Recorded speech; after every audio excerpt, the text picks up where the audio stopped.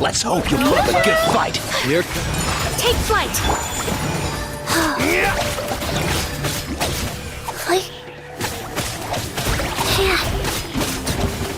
Well, Let's finish this whirling snow.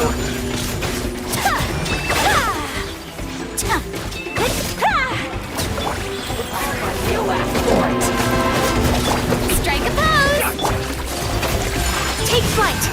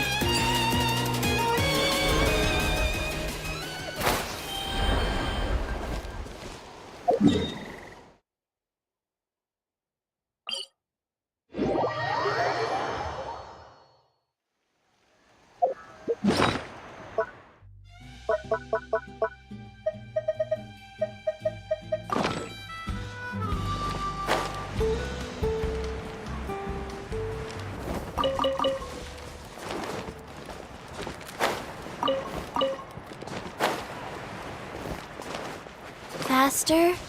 Okay, faster.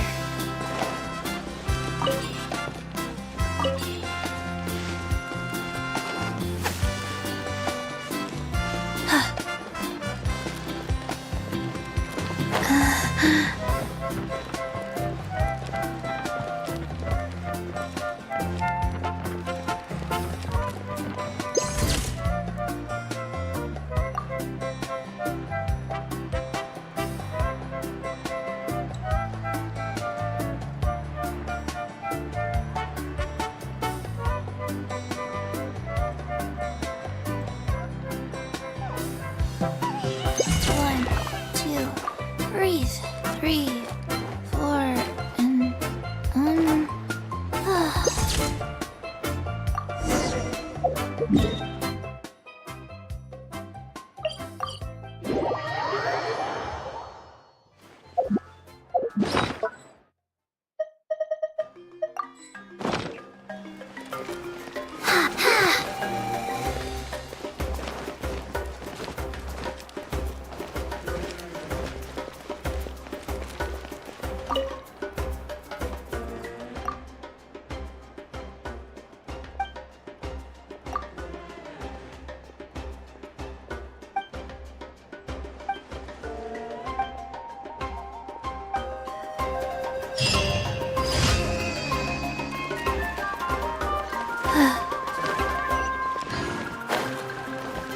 Ad Astra Abyssosk.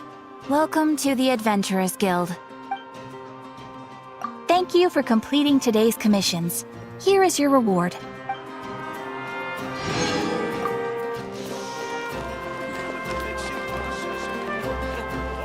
the ability to not get lost some sort of talent?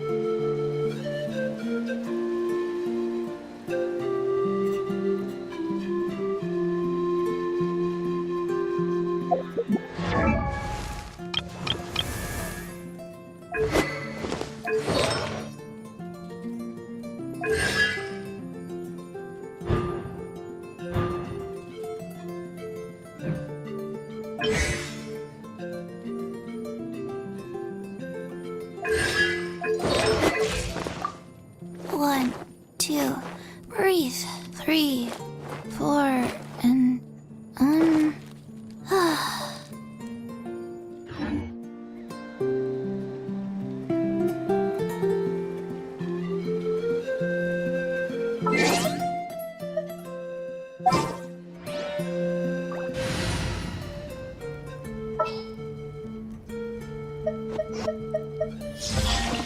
Something's come up?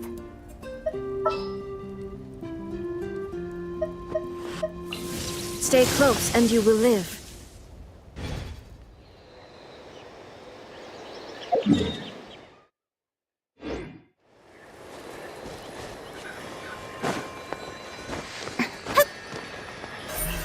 Don't blink! Hey!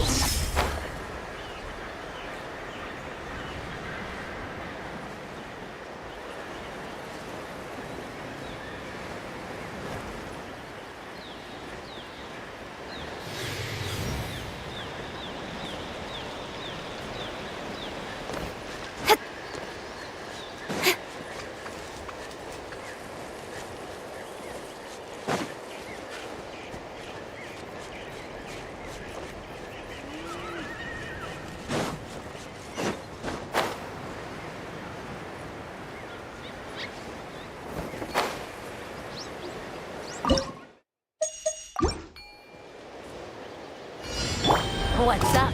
Wanna play? There is no escape, shall Get we? to work! With sword comes shadow.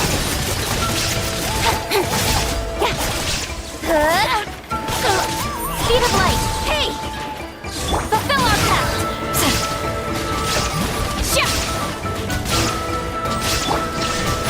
Go. Don't blink! Nowhere to hide!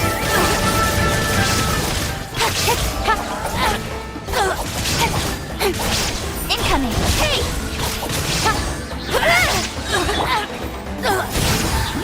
Wheel of life. Illusion shattered! With sword comes shadow. Don't blink! Get to work!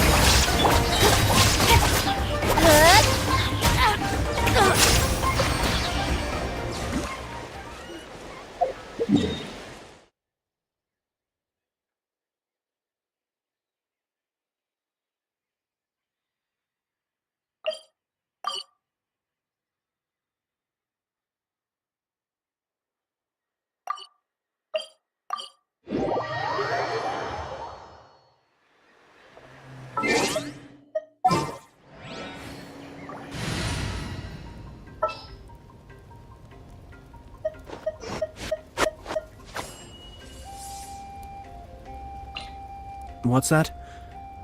Join you for a walk? Why not?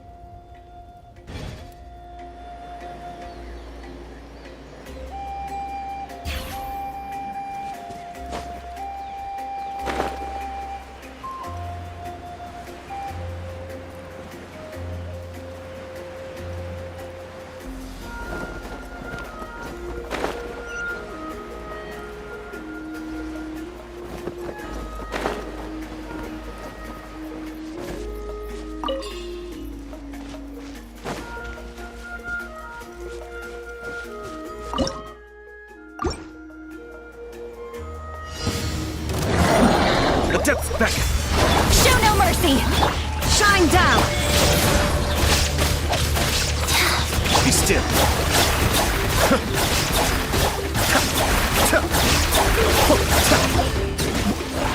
Fulfill our pact! Rise. Escape!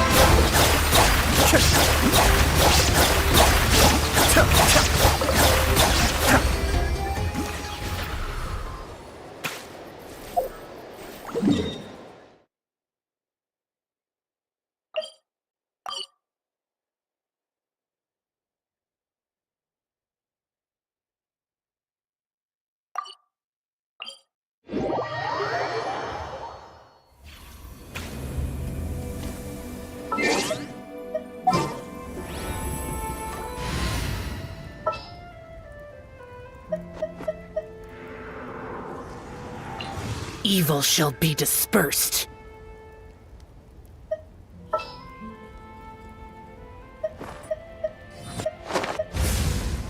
Anytime, any place.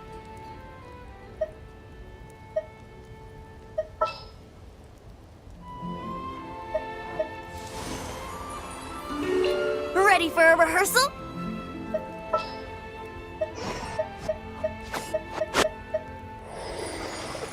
Take heart. Victory will be ours.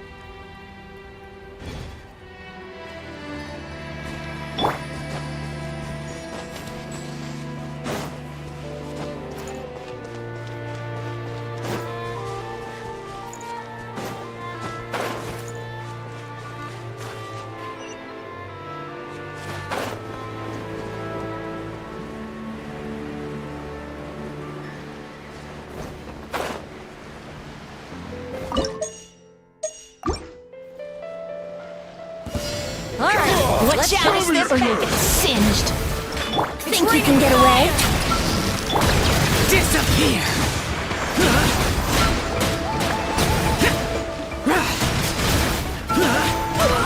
Worthless!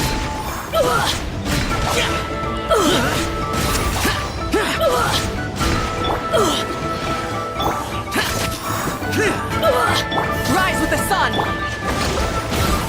Let's play!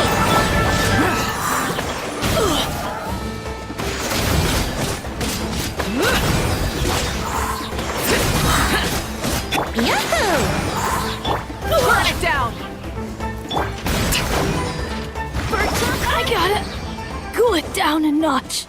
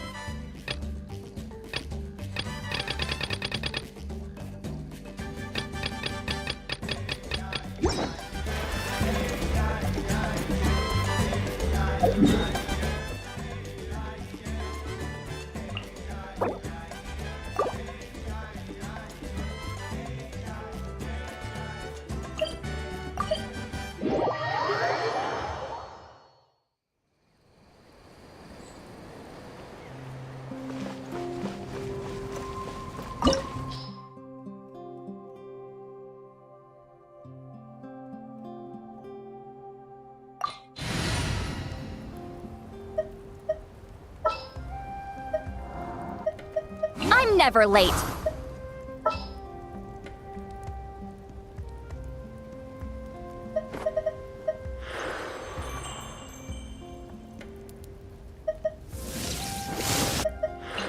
Time to broaden our horizons again. Archon reporting for battle.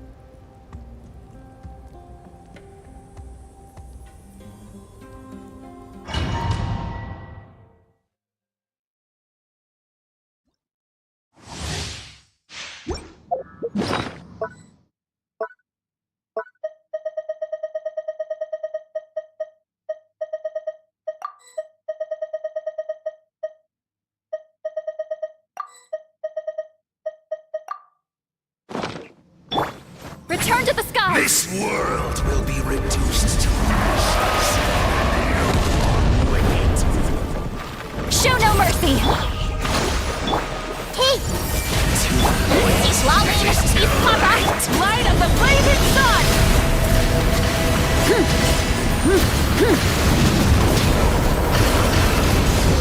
Try and stop me!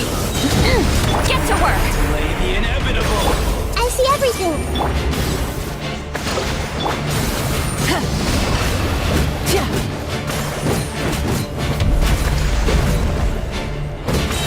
Hey! This world shall perish, and its Pyroclastic ashes will fall surge! like rain! Fulfill our pact! I see everything!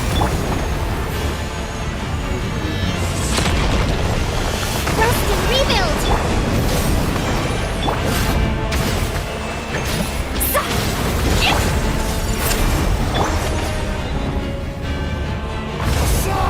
Before the final blade!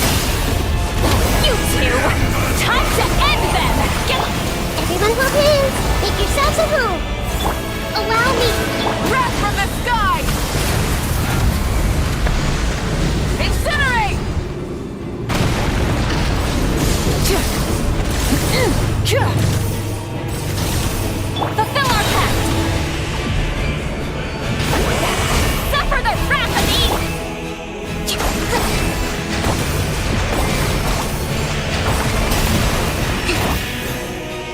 Rest and rebuild! Light it up! Try and stop me!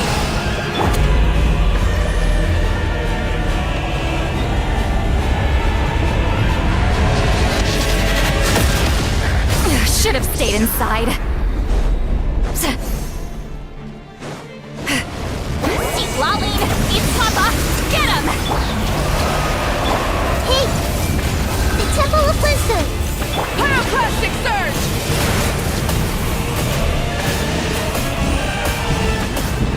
Fall before the final blade! I see everything! Wish you.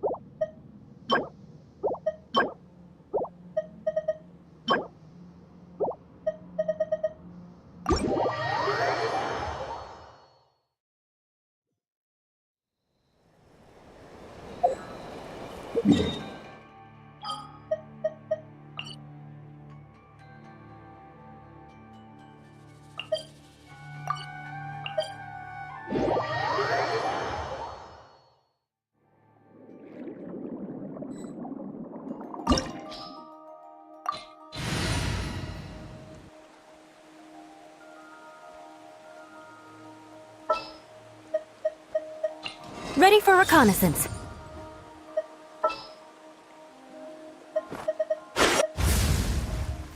Anytime, any place.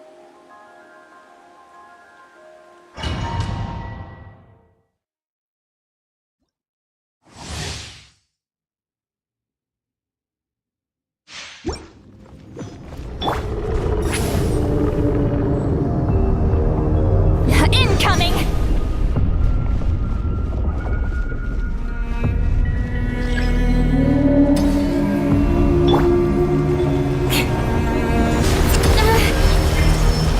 Get to work!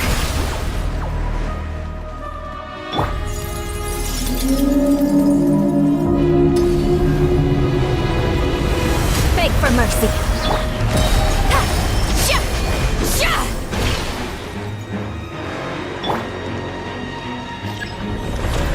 Rise with the sun! Crush! Ha! Ra! Ha!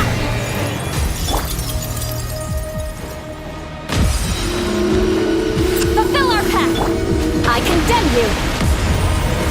Ya! Ra! Sha!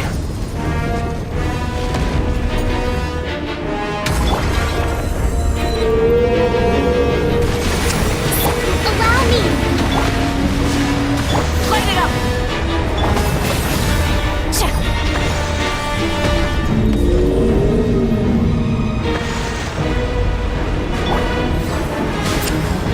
Ha! Ha! Beg for mercy. Ra! Ya!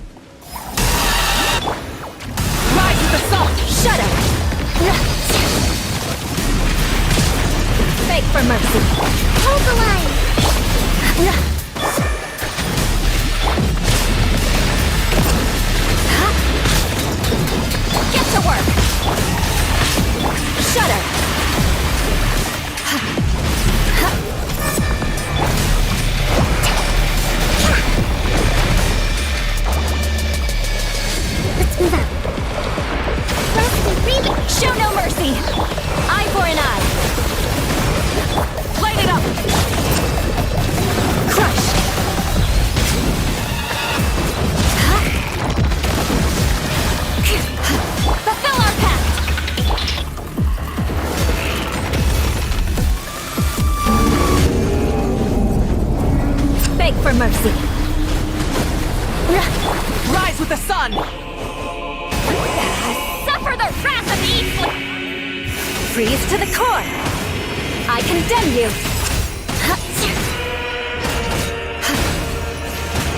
Shudder!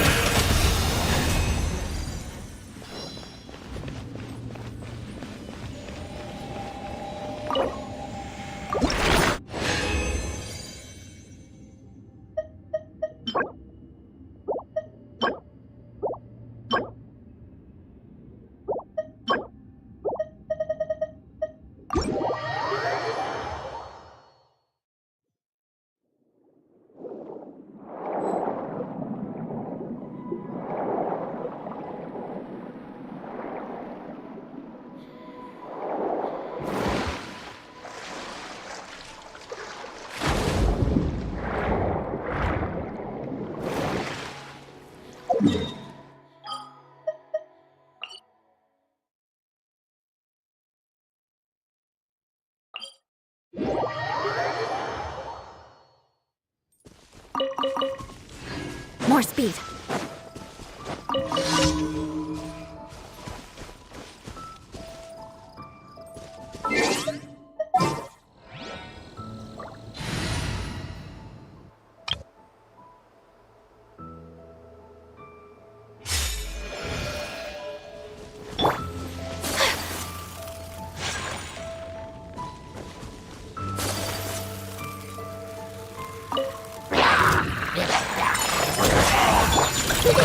Go, Cloak! Go.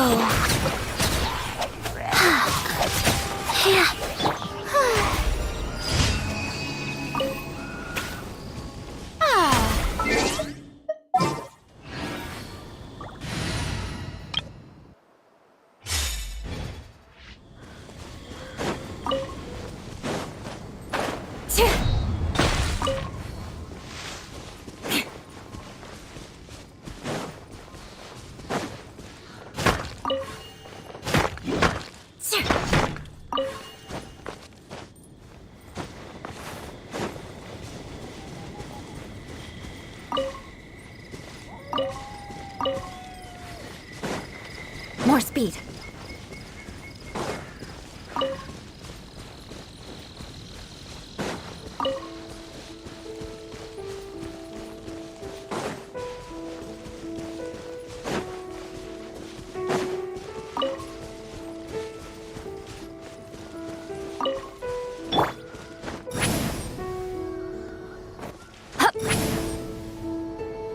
Incoming!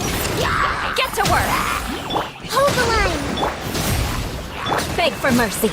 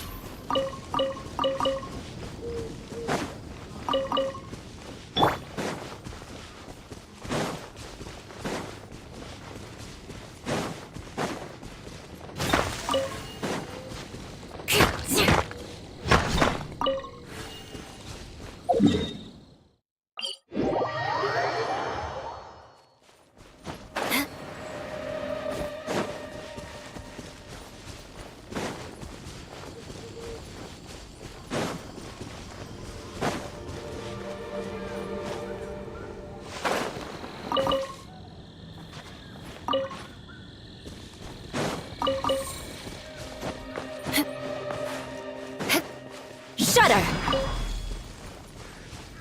More speed.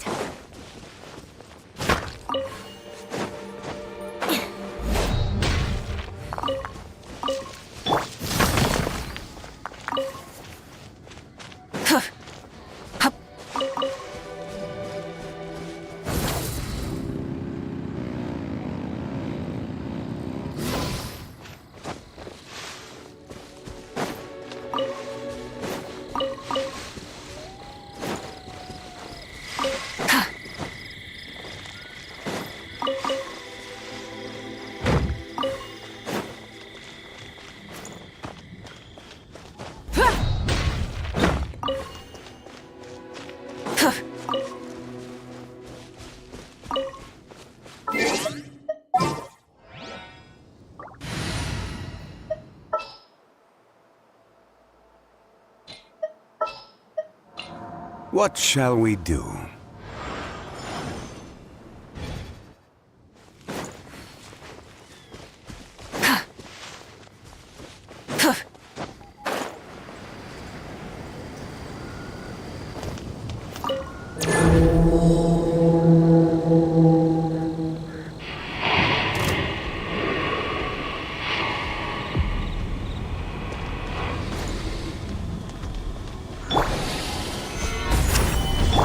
Beg for mercy.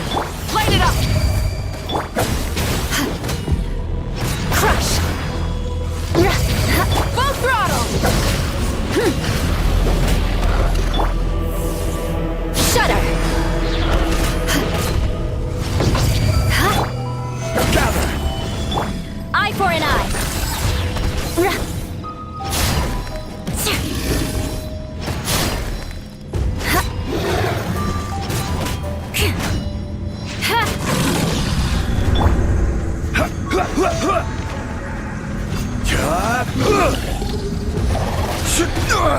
Nothing to fear.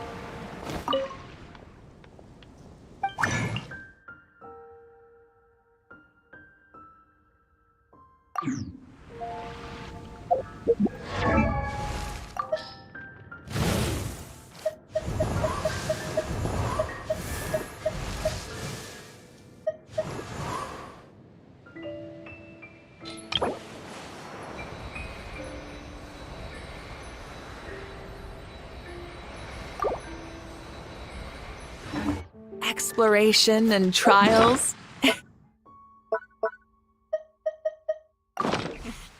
Adventuring is right up my alley.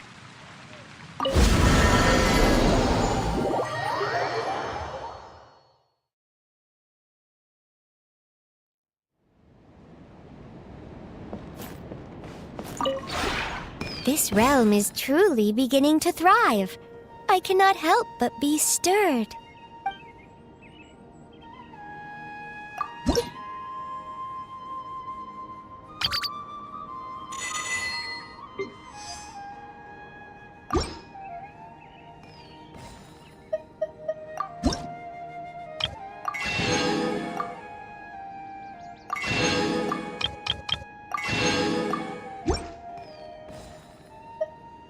If you ever have any questions about the realm within, you may ask me.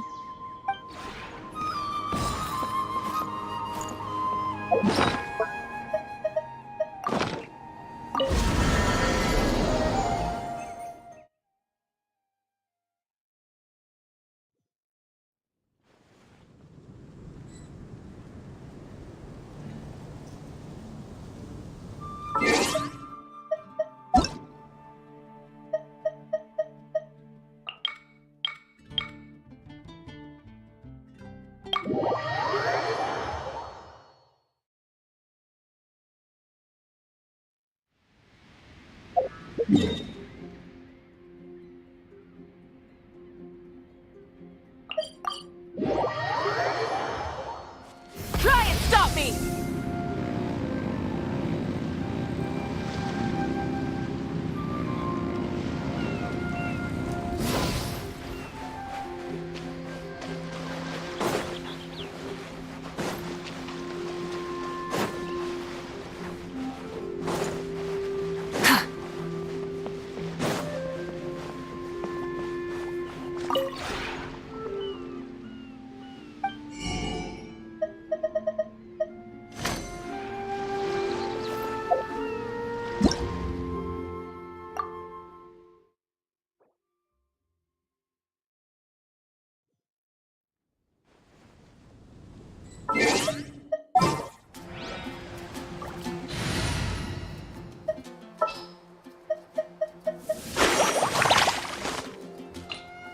Woohoo! Let's go! I'm never late.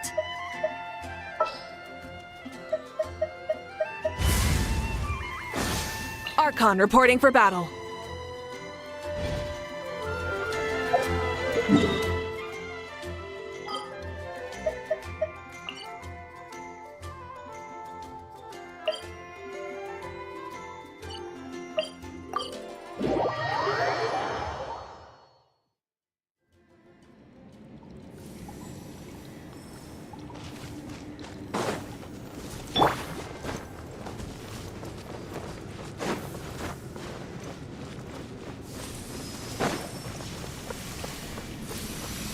If you insist on putting yourself to the test, then Hold the line! Show no mercy! Rise with the sun!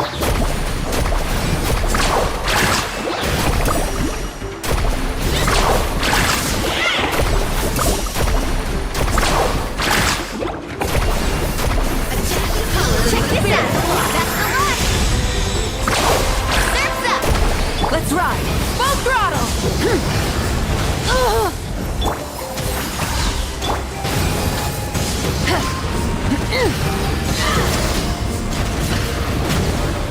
Light of the blazing sun!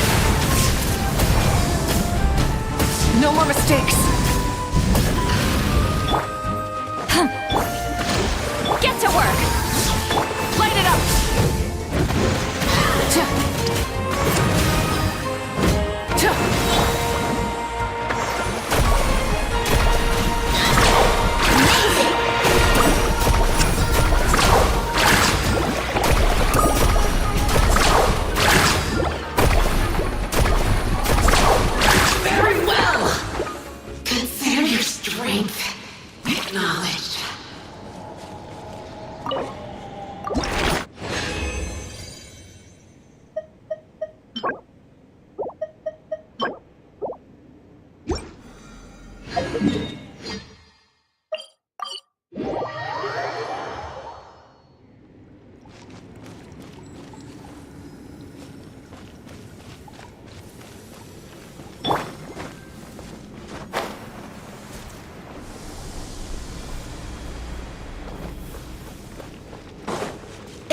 insist on putting yourself to the test, then you You two!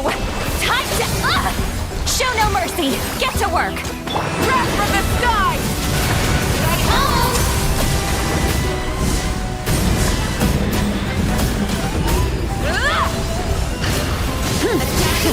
Rev the engine! Fulfill our pact! Let's ride!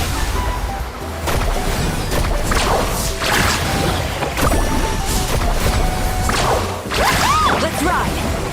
Light of the blazing sun!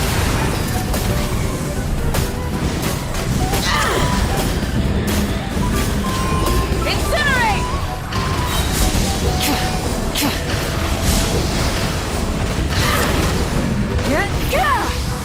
Show no mercy!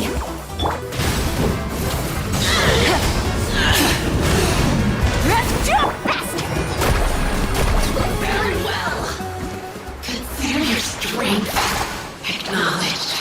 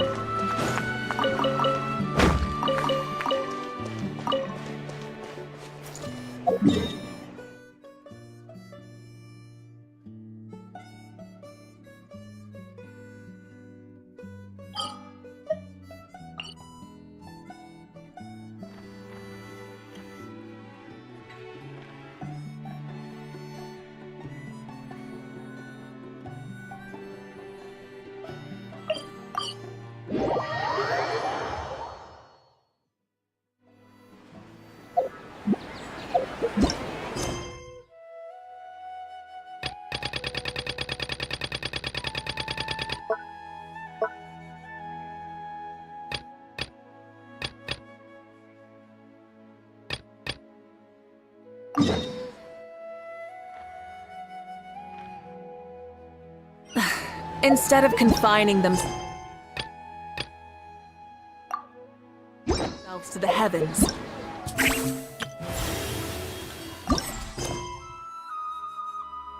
God should broaden their horizons in the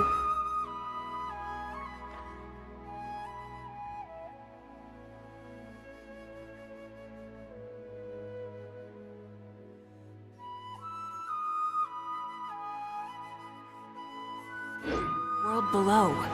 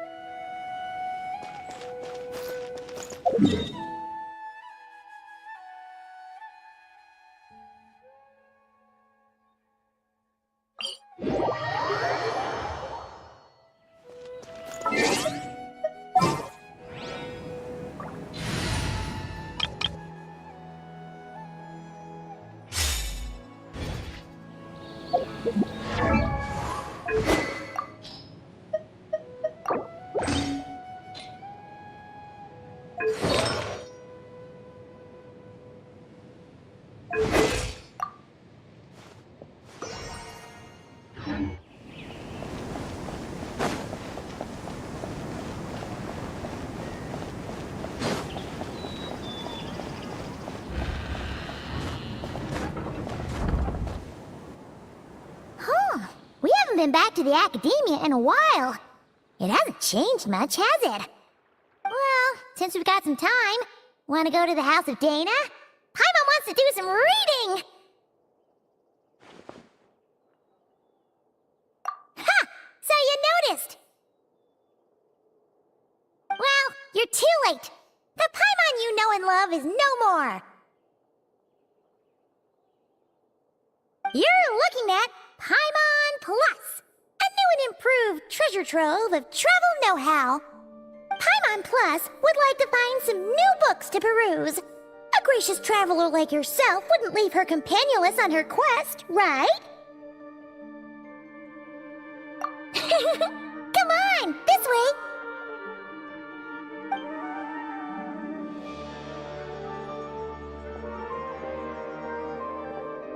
Oh hey! It's Kale and Cyrus! Wonder what's going on.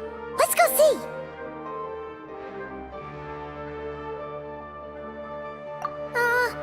Well... You know what they say? Learning is a lifelong quest. Which means there's always another chance to read a book.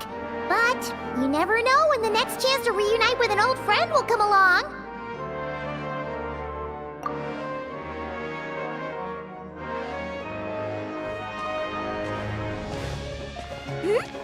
Traveler, Paimon? You're back in Sumeru?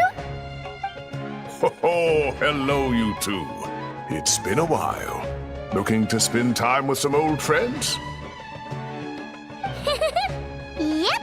We saw some familiar faces, so we came to say hi.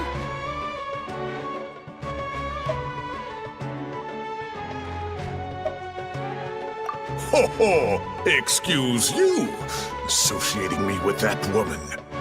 And if you're going to remember me that way, you should at least mention my tomato growing skills.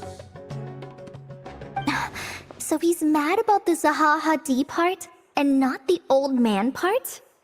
Well, Paimon's glad to see you in such good spirits, Cyrus. Must mean things are all good here in Sumeru. Ah, well, it's quite all right. I'm not the type to take offense at that kind of thing.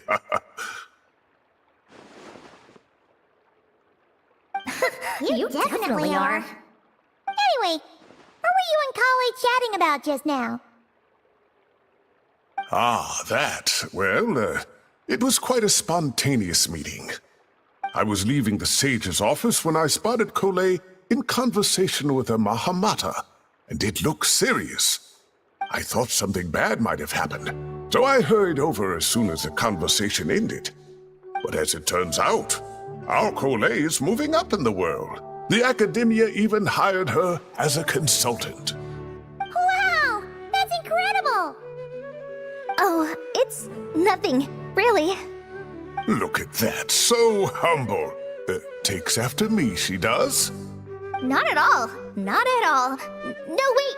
I didn't mean that to sound like I don't think you're humble, Mr. Cyrus, because of course you are. I just,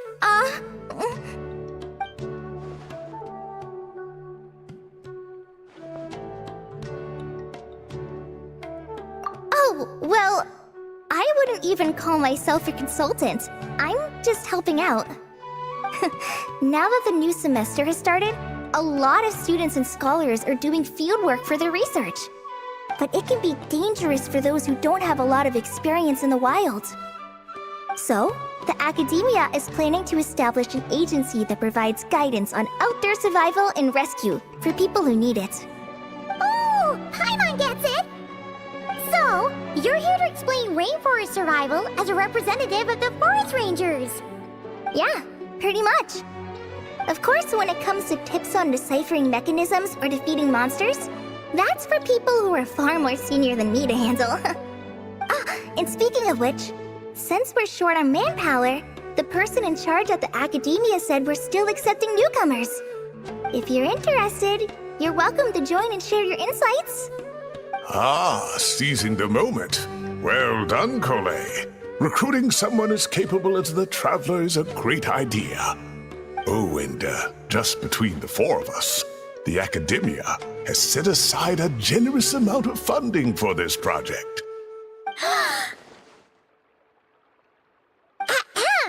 Well, since Kale's thrown her hat in the ring, we should help out too. What do you say, Traveler? Great!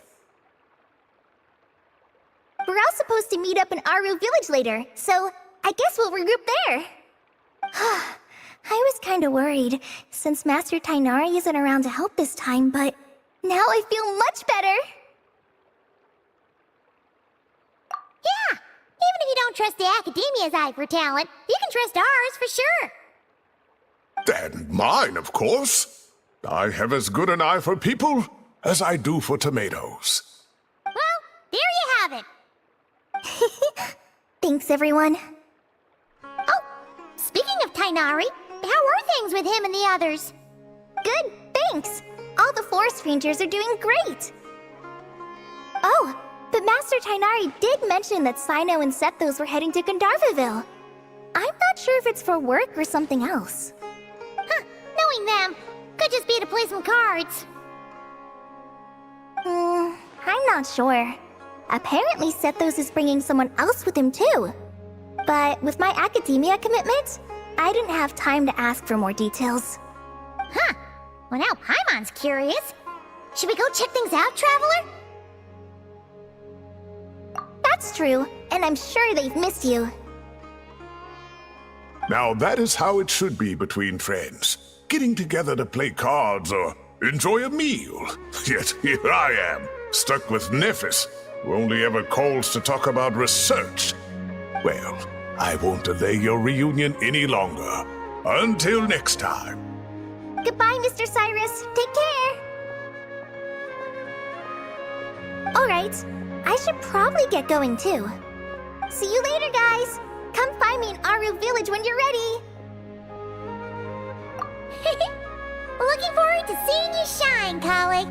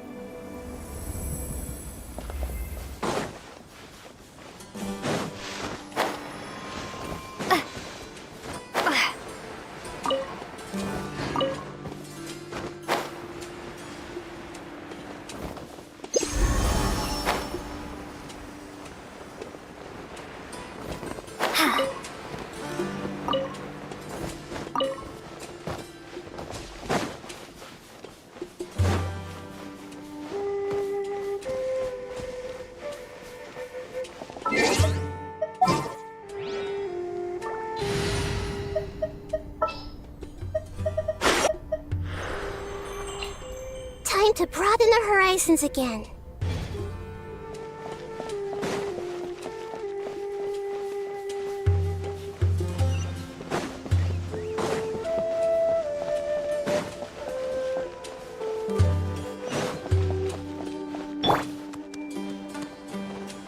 Everyone hold hands.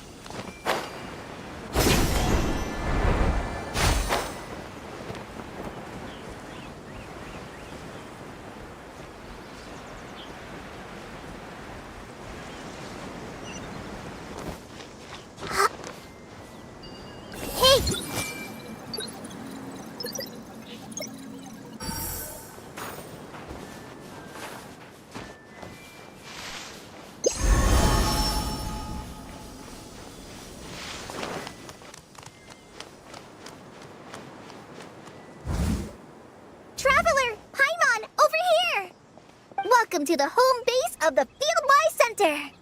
As you can see, the core projects are already up and running, so we can get to work at any time.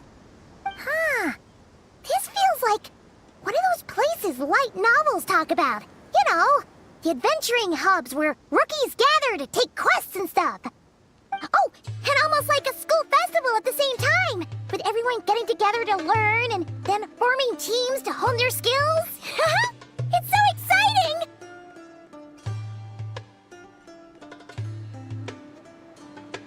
Well, this place isn't quite as decked out as a school festival, but Master Tainari said the Academia plans to be generous with the resources. Anyway, before students and researchers head out on dangerous field missions, they can come here for advice and emergency training. We even have professionals on staff that can join their teams to serve as guides or safety personnel. Yeah, you can think of it like a forward operating base, equal parts theoretical training and field practice. We'll familiarize new recruits with potential challenges in the wild and take them through drills so there's no reason to panic during the real thing. Amber, you're here too? Surprised? I know I was. I'm off duty right now, so I was planning to just drop in on Kali for a bit. But I didn't realize how busy she'd be. I'm not the type of person to sit around and watch, so I decided to be her assistant. Sorry, Amber. I didn't mean to put you to work during your time off. Don't worry about it. A little relaxation balanced out with some fulfilling work is a great vacation in my book. Plus, I've learned a whole bunch of stuff too. And I got to see the Traveler in Paimon again. I mean, it just keeps getting better. We should have a giant feast once we're done here. How does that sound? A feast with the first friend we met in Sumeru and the first friend we met on our whole journey. Oh, that sounds just about as awesome as a giant plate of sticky honey roast. All right, down to business then. Kale and I are in charge of the Scouting Speedsters project. The focus is using devices and machines to pass through hazardous areas, survey terrain, and get details on potential threats. Plus, Amorta research indicates that, during dangerous situations, having the support of an adorable companion can help set adventurers' minds at ease and prevent excess nerves. So, we took inspiration from Cullen Anba and Baron Bunny to create 2 scouting devices that are both adorable and useful. Cullen Anbot and Bar Drone Bunny. So far, feedback has been pretty positive.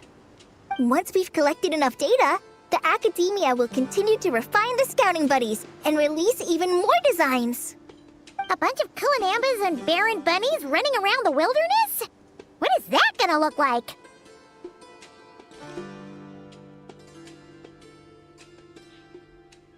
Plus, with you to guide our 2 little scouts, we'll be able to obtain some great data.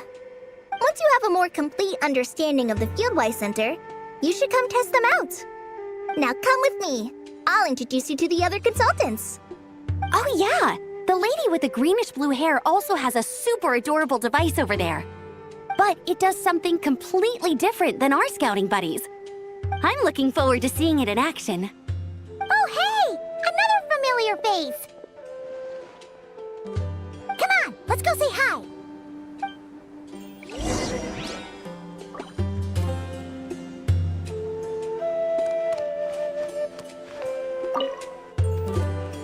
It's really that popular.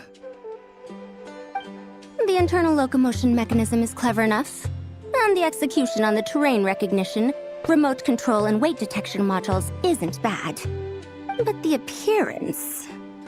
it might as well be a doll for a child. No, this won't do. Madam Farzan, great news! The Traveler in Paimon agreed to join! The Fieldwise Center just leveled up big time, huh? Hello, Madam Farzan. We're here to help. Well, look who the cat dragged in. Excellent job, Kale. Snagging 2 top experts with undeniable adventuring expertise. Now the League won't be able to say a word, no matter what kind of feedback I give.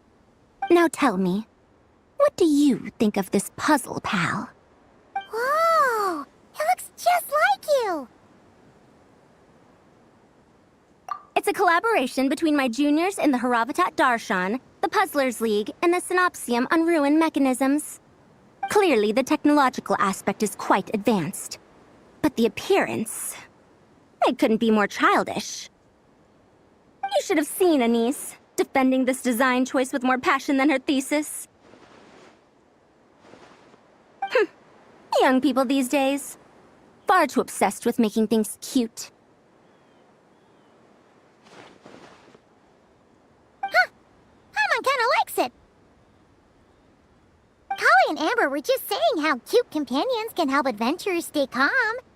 With a doll that looks like you by her side, Paimon thinks she could go adventuring in a super dark ruin and not even get scared. Well, that line of thinking does have merit. And I suppose choosing this particular appearance is a sign of their respect. For me. Still, there are adventurers who place greater emphasis on reliability and technical composition. People like that don't just want their devices to be able to survive an avalanche, but to look the part. And for their appearance to reflect the high-tech composition. The fluffiness of this puzzle pal, on the other hand, doesn't give the impression it would be a reliable or formidable device. The appearance may even be distracting. Now picture this. A thick metal casing, square in shape, with a matte finish and openings to showcase the complex technical composition. That would have much more visual impact. I'm the perfect example of this. I have a youthful appearance, and so people question me on occasion. If I had a head of white hair instead, things would be different. Really? Then, do you want Paimon to talk to them? She has white hair. What? No! That's not the same thing. I didn't realize you had such strict views about this, Madame Farzan.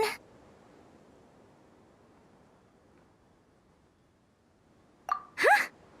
So, even you prefer this version? Well,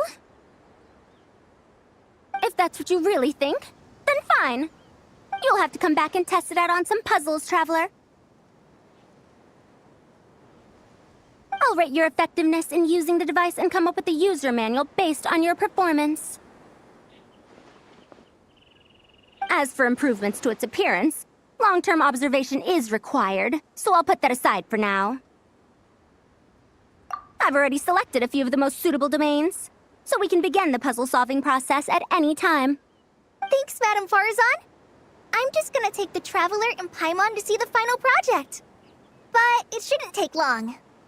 Don't worry, Kale. You're the one in charge here. Just make sure to pace yourself. Once things calm down, come over to see me and we'll have a nice chat. I'll even treat you to some snacks from back in my day. Snacks! Paimon's in! Paimon's in! Thank you, Madame Farzan. I'll bring a few boxes of floral tea as well. Go on now. Do me proud.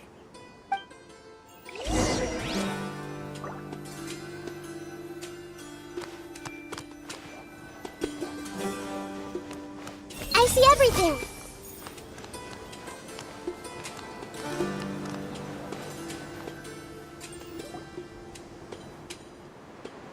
This last one is a long-term project we're calling the Security Division. Thanks to General Mahamatra Sino, we've been able to bring Dia on as the instructor and Candace as the coordinator. They're putting together a combat test right now, but they should be back soon.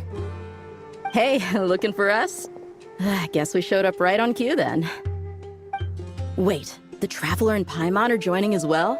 That makes things a whole lot easier. Sorry for keeping you waiting, everyone. But we managed to bring back some good intel. Intel? Huh, this is starting to sound intense. Of course. What better way to protect the students than to sweep through the desert and rid it of all potential dangers? Not a bad plan, right? You in? Not the best time for jokes, Dia. Besides, when it comes to striking down danger, the Traveler is a woman on a mission. She might take you up on that offer. Defeating anything that might pose a threat? Oh, Traveler worked non-stop, that could still take years. We'd have to stop traveling. Oh, Paimon doesn't even want to think about that. Time would be the least of our problems. Some dangers aren't visible to the naked eye, like the scorpions burrowed underground or the terrifying raptors sleeping in the trees. You can't get rid of them until they jump out to attack you. For situations like these, we'd have to combine Madame Farason's recommendations with Amber's approach to scouting, calculating our chances of encountering enemies and our expected operation times. Whoa, whoa, whoa, pencils down, everyone. That was just a joke. The security division's goal is a lot simpler, actually. We're just here to ensure that fieldwork teams include trained combat personnel. Some of this work has been entrusted to the Blazing Beasts and other mercenaries, but members of investigation teams who pass the combat test can also qualify. Before an investigation team is allowed to head into a dangerous area, the group must include at least 2 professionals who have passed the assessment. And Dia and I were just out collecting intel on the best place to hold the test.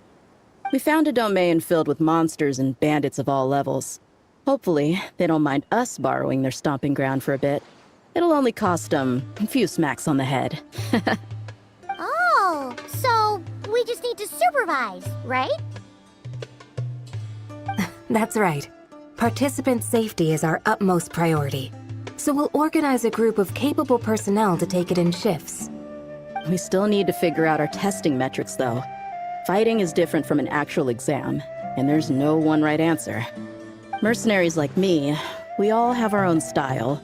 That's not a problem in actual combat, but when it comes to teaching, we tend to stick too much to what we're used to. So, we need someone to give us a baseline. Someone who has the experience, but also takes a more flexible approach in combat. Yeah, based on what you just described, the Traveler seems like the perfect person for the job. Great. Working with you is always a pleasure, Traveler. Smooth as butter on a steak. Don't forget about compensation for the Traveler in Paimon, Dia. You agreed without doing the math first. Ah, it's fine. We'll just split the funds Kale wrangled for us, 20-80. 10 for me, 10 for you, 80 for the 2 of them. Wait, we're getting 80%? Don't sweat it. We're just in charge of the long-term operations. You're the one setting the metrics for the whole thing. So I think we got the better end of the deal. We've talked about a partnership in the past, haven't we? Well then, consider this the perfect place to start. Then I'll draw up a detailed overview of the compensation so it's clear for everyone. That'd be great. And don't worry, Miss Candace.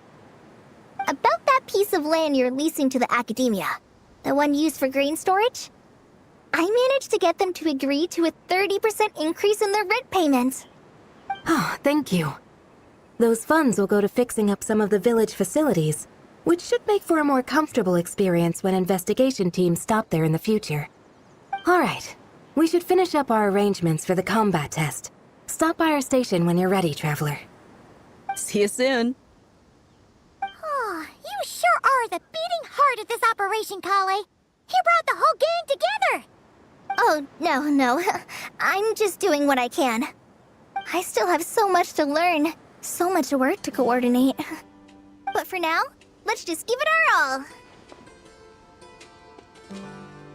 You bet! We'll make the Fieldwise Center the best it can be!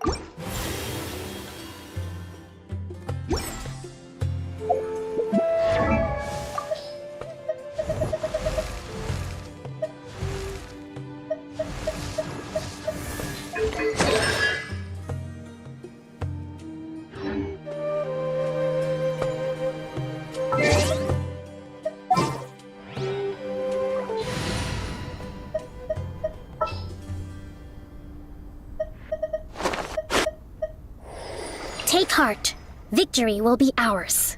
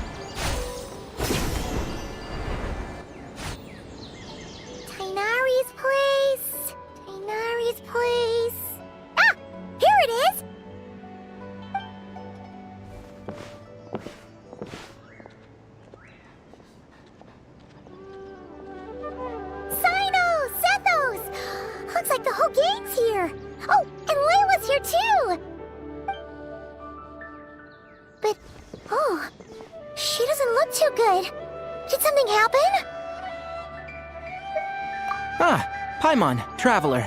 It's good to see you. I'd welcome you like a proper host, but I'm a bit busy at the moment. Apologies. No need to look that worried.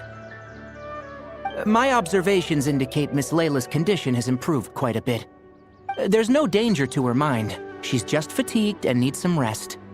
Excuse me for a moment while I blend some calming incense. I'll let you two explain the situation. All right.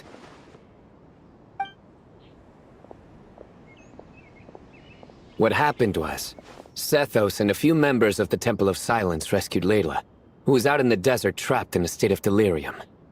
She had to be rescued? Oh, that sounds bad. That's all you're gonna say about it, Sino? I mean, we don't want people jumping to conclusions. That's all I can say about it. The person involved is unable to explain what happened to her, so we're limited in what we know. Sorry. My head... still dizzy.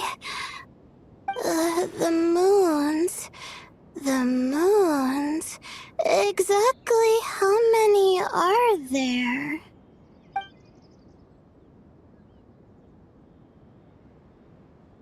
She's been repeating that phrase over and over again, but she can't seem to remember what happened to her. We tried a few things back at the Temple of Silence, but we couldn't recover her memories. Her symptoms are kind of similar to researchers in the Satyavada life state. So we brought her to Tainari, to see if our veteran forest watcher had any other ideas. Tainari is pretty much our last option, so let's hope he can help. Well, the good news is, even if restoring her memory is a no-go, we can help with the headache at least.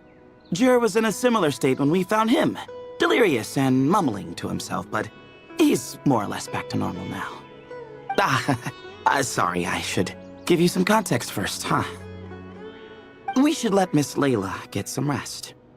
Come with me, you two, and I'll introduce you to the other victim of this incident. Good idea. I'll wait for Tainari here and keep an eye on our patient. All right then, this way.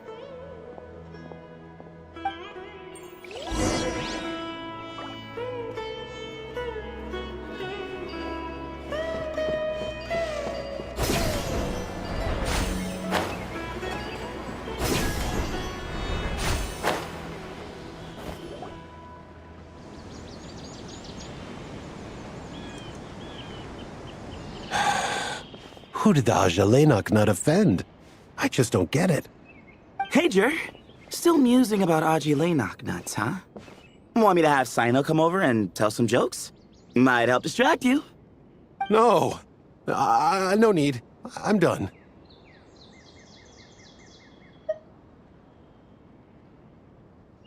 Oh dear. Another master of puns. One of Sino's card buddies, actually. I think I might just take that as my cue to head back to the desert. Hold on. So, what's the deal with the Ashilenok nuts? Other than the bad Sino jokes. We'll get to that. But first, introductions are in order. This is Jur, a member of the Temple of Silence. And you remember the Traveler, right, Jur? Of course. I'd never forget a participant in the Rite of Duels or the hero who saved Sumeru. Awesome. Could you go over what happened to you one more time, Jur? Our valiant hero is gonna help us get to the bottom of this.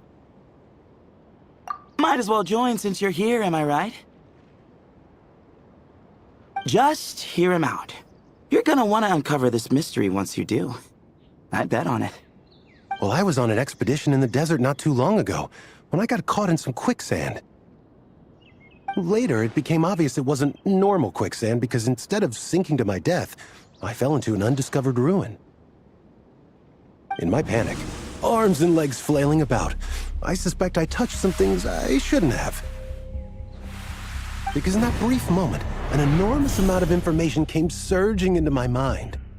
I would hesitate to even call it knowledge, because my brain had no capacity to process the information. To use an analogy, it would be like trying to stuff thousands of Ashilenok nuts into a small water skin without it bursting. Sorry again with the Ashilenok nuts, I know. It's fine. We're getting to that part of the story anyway. True. Well, just as I was on the verge of madness, a single phrase broke through the storm of thoughts in my head. It was a man's voice saying, "Don't eat Ashilenok nuts." What? I know it's hard to believe, but that's what happened. I was saved by the phrase, "Don't eat Ashilenok nuts." I'm not sure. I'm not even certain it was a man's voice. It's hard to remember now that I've been repeating it so much myself. Anyway, the good news is I no longer feel like my head is going to explode. Of course, the bad news is that phrase has been stuck in my head for the past few days. Wow. But doesn't it have the opposite effect? Like, the more you say don't eat it, the more you want to eat it? Yes, that's exactly right. Whoever the voice belongs to, I don't know what his deal is with those nuts. Well, the world's a big place. There's bound to be people who don't like sweet stuff. I suppose. Strangely enough, I'm starting to think the voice belonged not to a man, but a cat. A cat? How?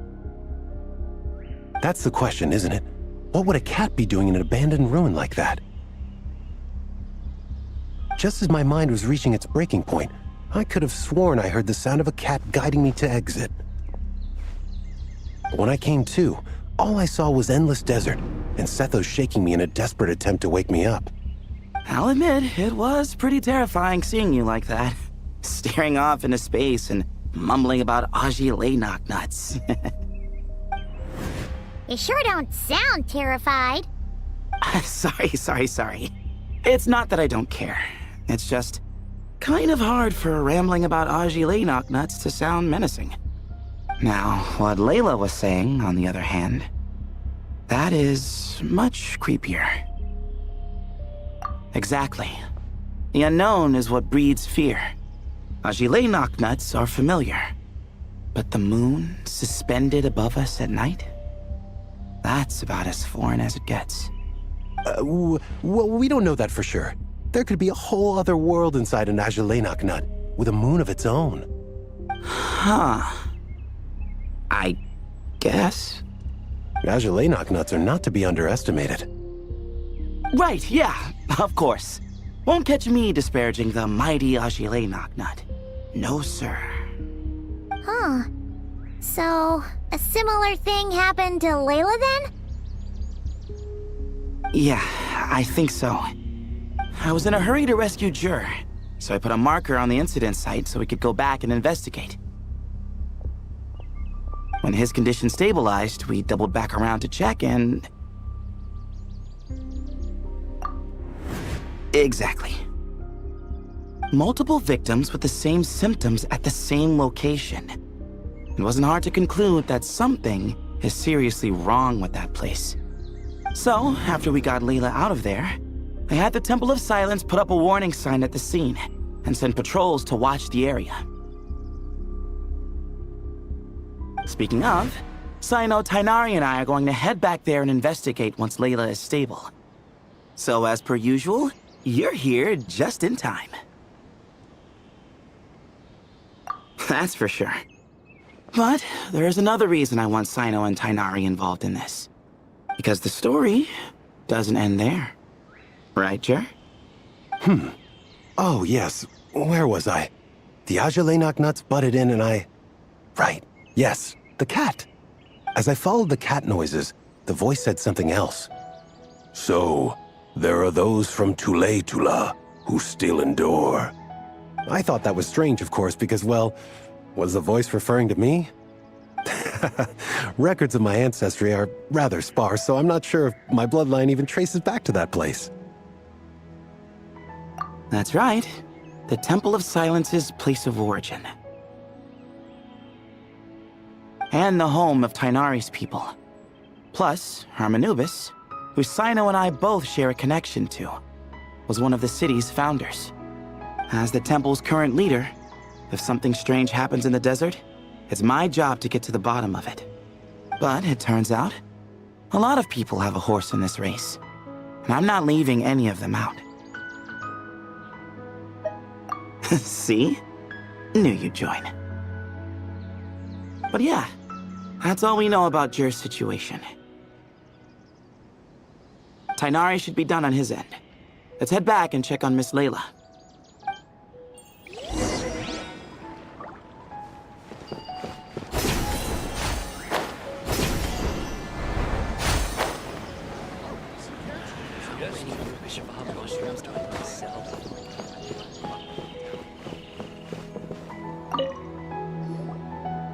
How are you feeling?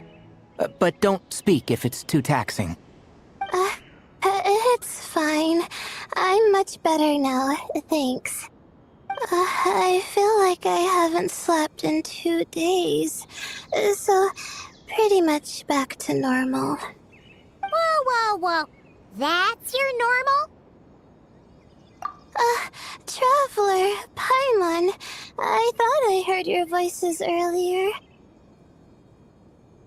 Oh, and, I'm sorry. Huh? You don't have to apologize. You didn't do anything wrong. No, I just mean, I think I'm about to disappoint you. My head was kinda muddled earlier, but I still heard your conversation. I know you're trying to figure out what happened to me, and I want to help. But, I really don't remember anything. Does your head still hurt? No, I feel fine. The incense you made helped a lot. I'm still hearing those words in my head, but other than that, I'm okay. It's just, all I remember are those words. Everything else is a total blank. One moment I was heading to the stargazing point I'd calculated, and the next, I was on my back in the sand. The same phrase playing over and over again in my mind. How many moons are there in the sky? Sethos, did your friend Jur suffer from memory loss too? Not really. His memories are blurry, but there aren't huge gaps like this. He remembers touching something. Someone talking, a voice mentioning Tula, and hearing a cat lead him to the exit. A cat. Did you hear it too? Huh? Now that you mention it, I think so. It was so soft. I thought I was imagining things. Which means, at the very least, what the two of you experienced while escaping the ruin is consistent. A single sentence repeating in your heads, and the faint sound of a cat. Still not a lot to go off of. Agreed. Oh, is your head hurting again, Layla? No, I was just thinking. Maybe my memories are blank because I was sleepwalking at the time. Sometimes, my friends and classmates tell me about things I don't remember doing, or places I don't remember going. I don't talk about it a lot because, well, I don't even know how it happened. But I don't want my personal circumstances clouding your judgment. So I just wanted to mention that. Ah, I see. Well, thank you for telling us. But I don't think we need to dwell on that for now. We're gonna check out the site of the incident for ourselves, so that should help us come to our own conclusions. Okay. Then could I come too? I have to know what happened to me back there. Sure, but on one condition. You need to be in tip-top shape before we head out. If your condition isn't stable enough before then, we'll have to figure out something else. Of course. No problem. Well, I'm more concerned about Tainari. You sure you'll be alright in the desert? You say that like I'll evaporate on first contact with sand or something. Call it curiosity. If this concerns my ancestors, I want to figure out what's going on. Anyway, as long as I take things slow when the sun's out, I should be fine with the right preparation. Besides, it's a good idea to have a doctor on hand in case of emergencies. So long as our doctor doesn't become the emergency. Well, if that happens, I suppose I'll just have to rely on the kindness of my entourage to haul me back home. Alright, well, that all sounds good to me. Let's meet in 2 days like we agreed. Jer and I are gonna head back to the Temple of Silence to do some research in the meantime. See you in a couple days. Sounds good.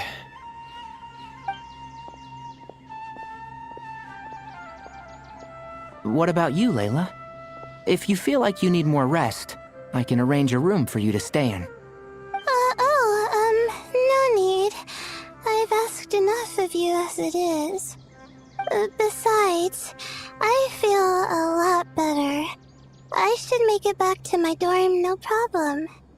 You sure? Don't push it too hard, or you might end up sleepwalking along the way. Don't worry, I'll be fine. I have other things I need to do anyway. Like letting my advisor and classmates know that I'm fine, adjusting my stargazing schedule, things like that. If I don't get it all done, I doubt I'll be able to sit still, let alone stay here and get some rest.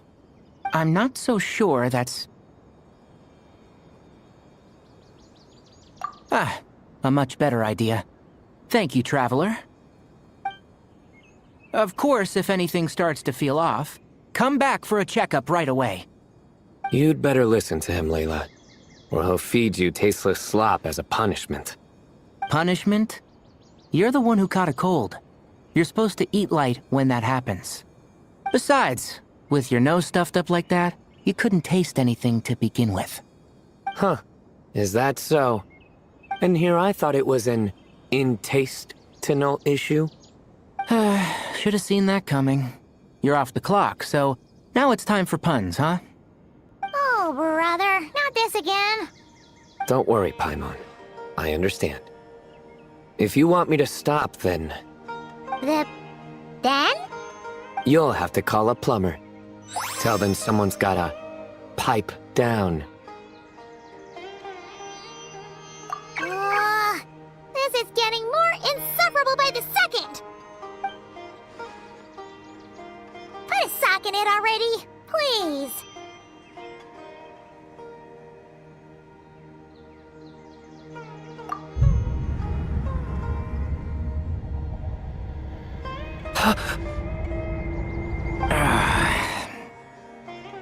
Paimon's done with this game. You win, okay? Let's just get out of here. Please. All right, you stay safe. I'll try to stay sane.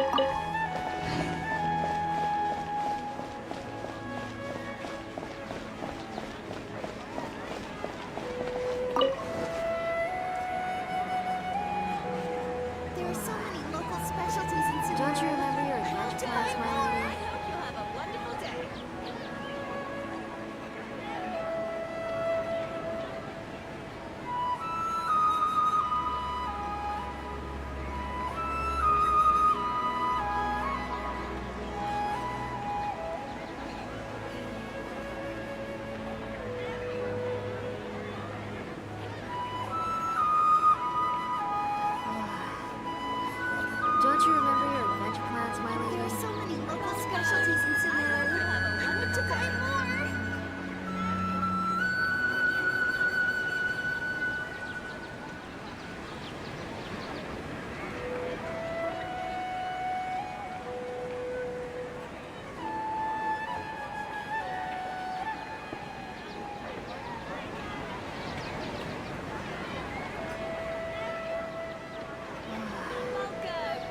Don't you remember your adventure plans, my lady?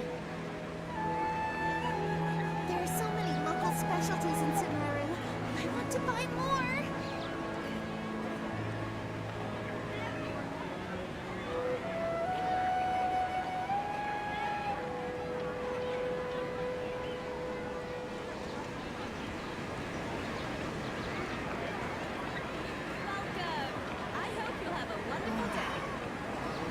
Don't you remember your adventure plans, my lady?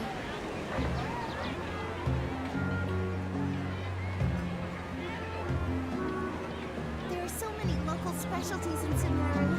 I want to buy more.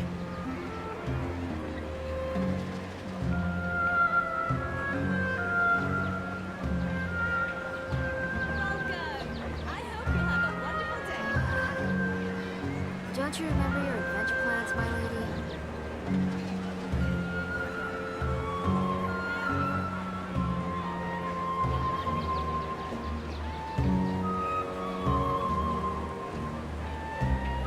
There are so many local specialties in Sumeru. I want to buy more.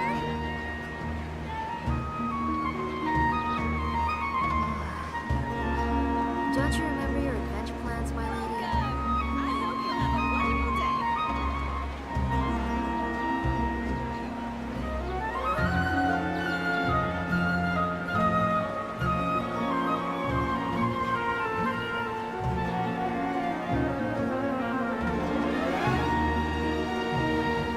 There are so many local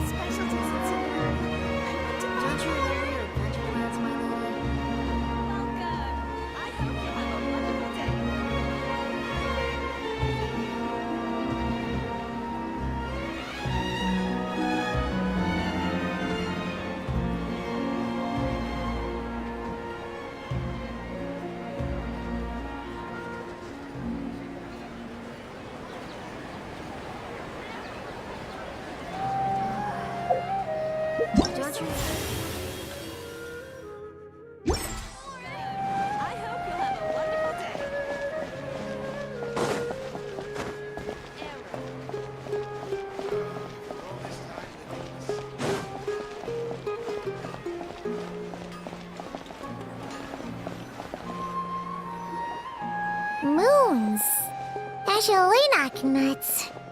Moons, Ashalenak nuts. Are the moons going nuts? Oh no! Looks like Paimon's caught the brain bug too! She can't stop thinking about those two things! Oh, Paimon's gotta clear her head. But how? Aha! Got it! The cafe over there! Why don't we head over for a quick pick-me-up?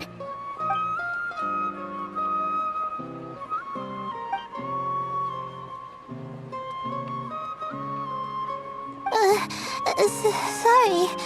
I feel kinda tired all of a sudden. Wait! Is it because of all Paimon's muttering just now?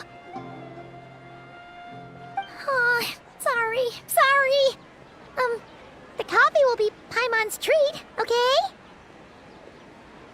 Hey! You make it sound like Paimon's stingy or something! Well, she'll just have to show you her true colors. Yeah! Starting now! You sit tight and take care of Layla, Traveler. Paimon's gonna get us some snacks and coffee. Be right back. Don't go anywhere in the meantime.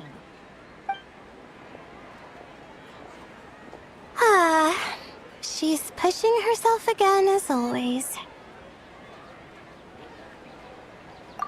Saw right through me, huh? I apologize for the sudden emergence, but I didn't have any other options. Well, that's true. So, for our sake and your safety, allow me to fill in the gaps in her memory. That's right. Layla was already in bad shape, stressing about her new study topic, focusing on the stars instead of her surroundings. By the time she realized the danger she was in, it was too late.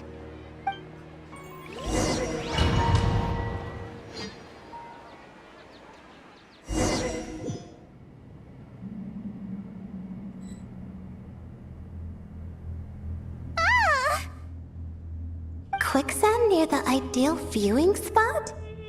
Wasn't expecting that. Looks like Layla's been under a lot of pressure lately. She hasn't been paying attention to her surroundings.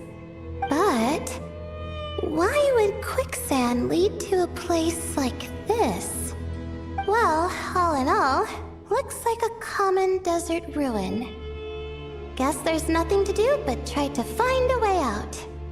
Oh, Layla, what have you gotten yourself into this time?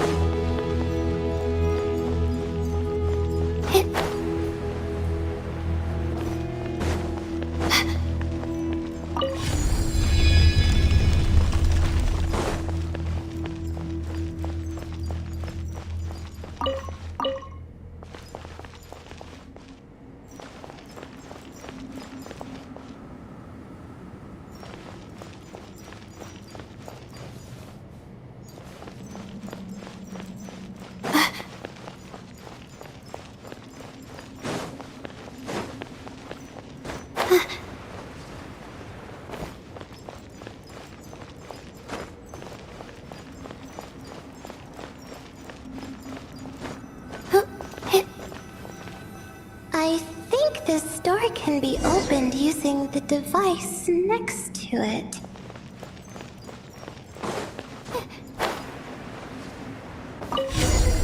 Just like I thought. Ugh, what was that? My head. It hurts. Is Layla waking up? No, that's not it.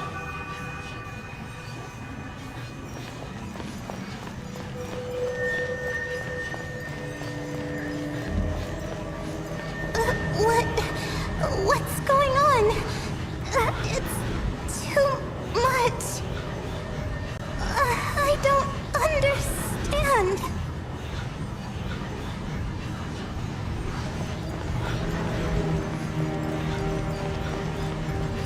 The ground is... Where am I? It's spinning.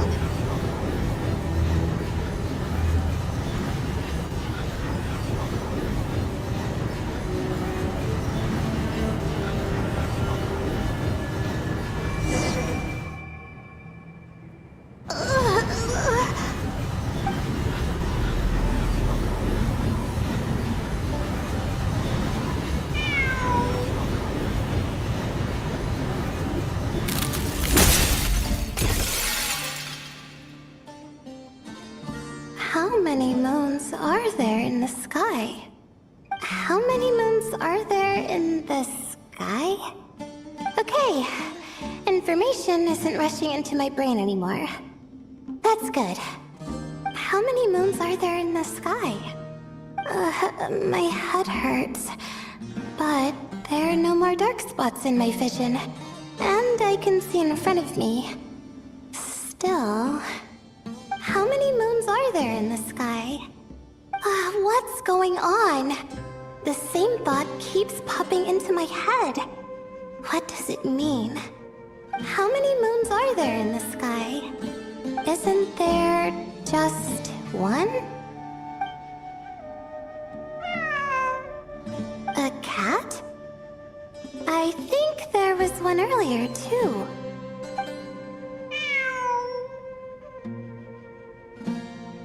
I'm not hearing things. It really is a cat. But what is it doing here? How many moons are there? No! Stop it!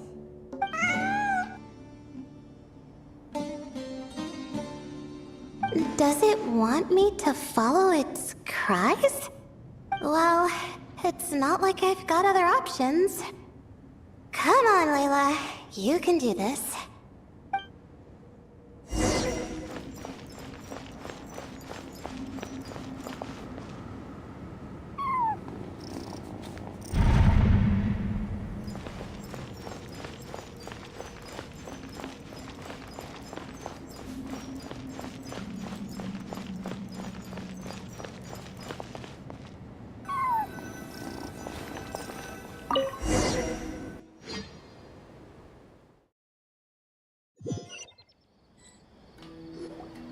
And so, I followed the cat's cries to find my way out. It was quite a kind creature. It didn't even leave until the other me started to wake up. Thinking back, it all started when I touched that device. I've heard fellow students talk about it before. How the desert is full of objects that do strange things. Sometimes it's just a minor inconvenience. But other times, devices like that can cause massive trouble. Of course. I forgot how much adventuring experience you have. Still, carrying an umbrella doesn't mean you can't get soaked, so just be careful and stay away from unknown devices. No need to thank me. You and Layla are about to head into dangerous territory together. You need to be safe so she can be safe. Well, I think that about sums it up. And just in time. Your coffee's here. Traveler? A little help over here?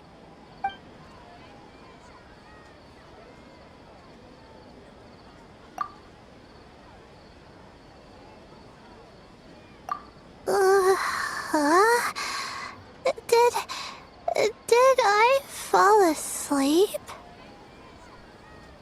Wow! Paimon didn't even know she had such an impressive skill. Ha! Does that mean since Paimon bought this coffee, it would just make you sleepier? A beverage that puts people to sleep. Better saved for work hours, I think. What? So you can nap on the job? Who does that? Huh? Oh.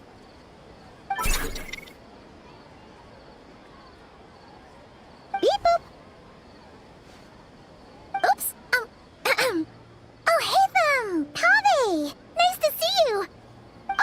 And you too, Marak!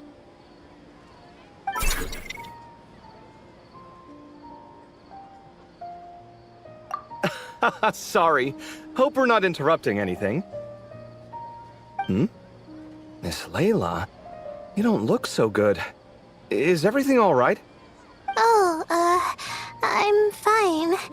I was sleeping just now, so I'm still a bit... Ah, I see. And we woke you, didn't we? I'm sorry. We shouldn't have been so loud. No, you didn't. I didn't mean it like that. So sorry.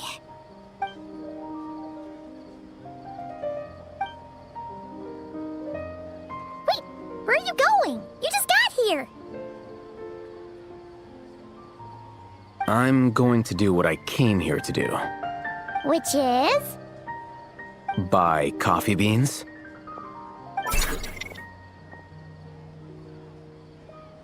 Huh? You're going too? Marak! Fine. Run off with him. See if I care. Well, looks like I get you to myself.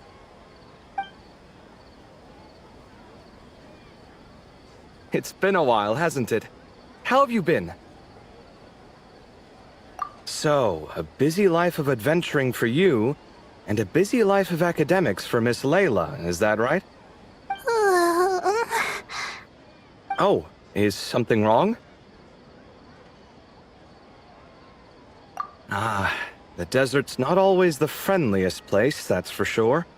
And from the look on your faces, I'm guessing this problem's not resolved?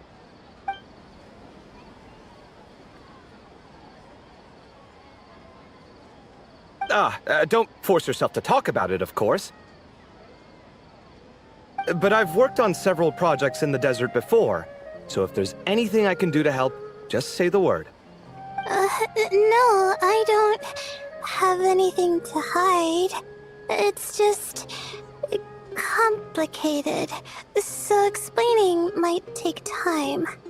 Ah, well, lucky for us, I've got that in spades. Yes, you have been quite sedentary recently. Excuse me? I've been going about work as normal, thank you. And, might I add, you do way less work than me. I do the amount of work that is required of me. Ah, yes, you and your stellar work ethic. The stuff of legends. Oh, now look what you've done. I've lost my train of thought. Where were we? The problem in the desert. Wait, you were listening earlier? Oh, we're giving the silent treatment now? Mature, very mature. Continue, Miss Layla. I'm curious as to how this incident unfolded. What did I tell you? This one doesn't have enough to do. Alright. Well...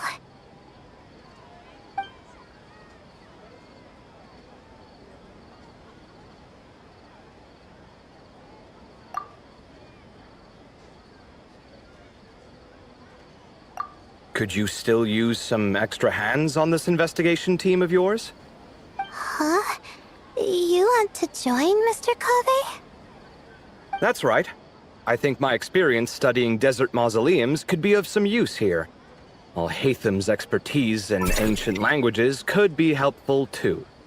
Besides, I consider you all to be my friends, and friends are supposed to help each other out. Wait, I'm involved in this now? Oh, please, I know you. Half the battle was over the minute you said you were curious. We couldn't stop you from joining if we tried. Well, you've got me there. Besides...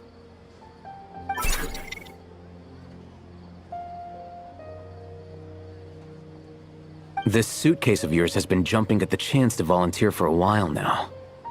I imagine... You imagine? Mechanical life forms might also feel homesick from time to time. Huh. Now that you mention it, Marak's core was a component sourced from the desert. That could prove useful. You're sure you want to come with us? It could be dangerous. Oh, I'm sure. All the more reason to recruit as much help as possible. It's important to count on friends at times like these. Our pleasure. It's a plan, then.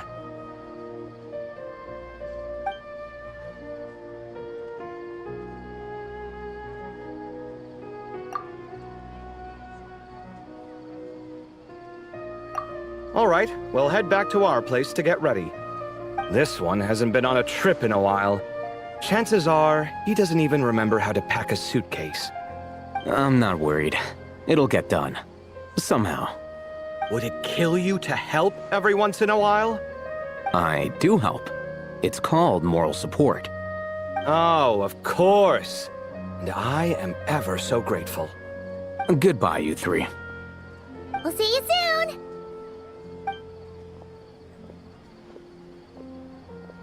Oh, and Kaveh, your coffee beans! You were too busy glaring at Alhaitham, you almost forgot them!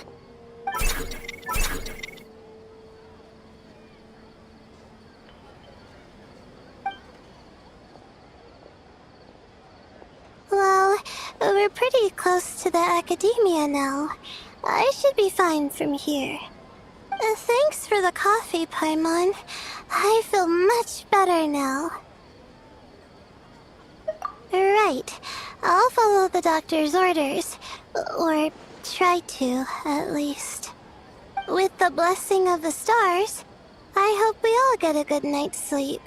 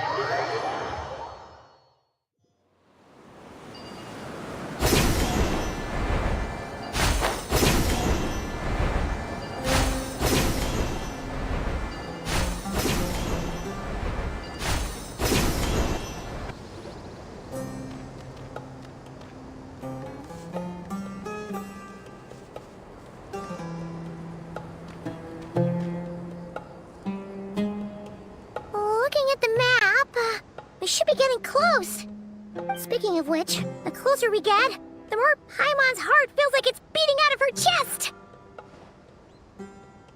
Excitement! Yeah, sure, that's it. Oh look, it's Tainari and the others. Everyone's here bright and early. Yeah, the desert's a pretty harsh environment. Better to travel at night and beat the heat. Hey everyone, we're here! Ah, right on time. You don't need to worry about me. It's not too hot yet, and I'm properly hydrated. All right, we're just waiting on the 2 people Miss Layla mentioned, and then we'll be set. He's staying behind. If we don't make it back after a certain time, he'll be in charge of rescue operations. You can count on me. Nice! You thought of everything! Oh, and Cyrus said he'll be in Aru Village, so he's also available if we need help. Haha! Amazing! Having people to watch her back is making Paimon a lot less nervous. Yeah, I did.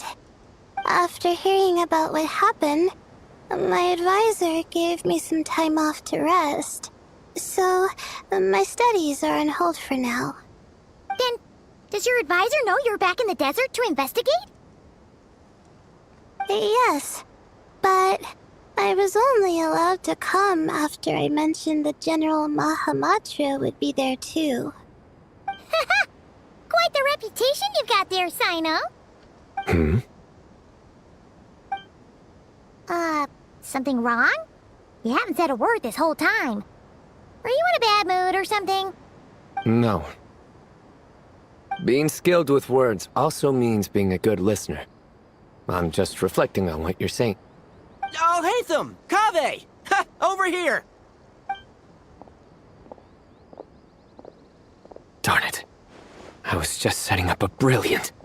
Yeah. I'm sure you'll find another chance. The important thing is, our scribe and our renowned architect are here at last. High praise. But wait, why am I renowned and not him? He's just as famous as Sino, Dia, or Nilu. That just means your level of fame is even greater. How could a lowly scribe hold a candle to you? Lowly scribe? Please. All those strings you pulled to get those new books from the House of Dana? What do you call that? Borrowing. Anyone with an employee ID can do it. Uh-huh, yeah. The House of Dana bends over backwards for just anyone, does it? Send a report to Lesser Lord Kusanali then. Let her know someone at the Academia is abusing their position. Hey! I never said abusing! Impressive verbal sparring, as always.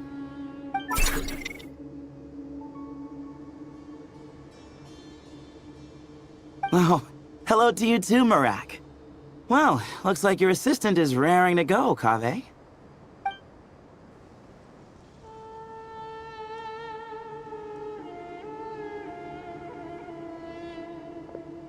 So, I say we get this show on the road. No sense delaying the inevitable. No need. We're in this together, remember? Sure. This is the entrance, yeah? Yes. Perfect. Then, if we're all set, let's get moving.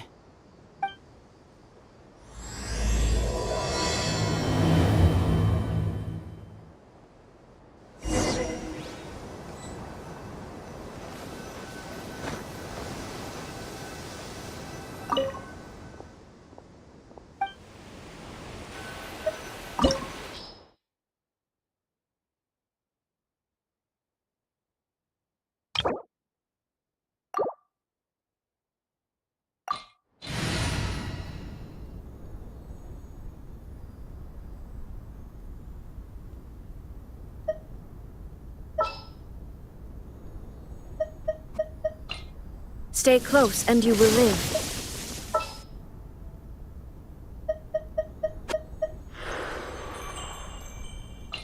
There are still so many places for us to explore.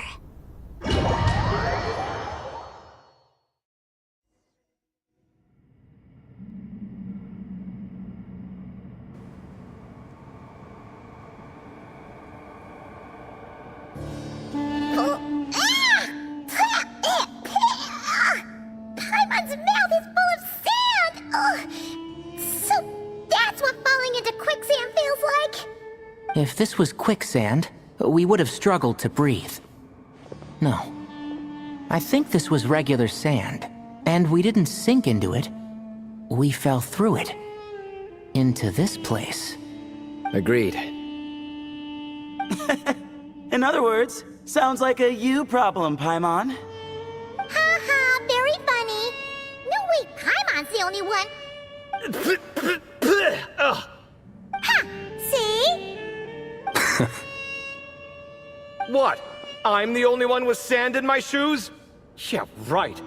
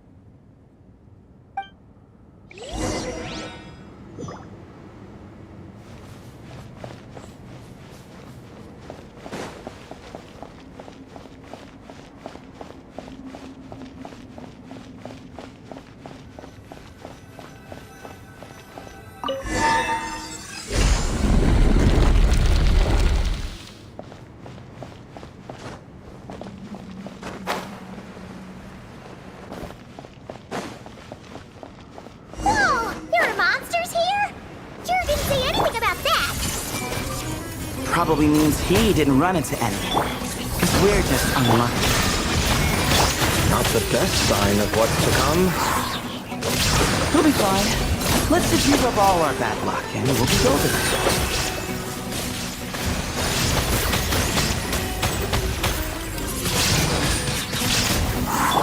Hey! Hold the line! Shine down!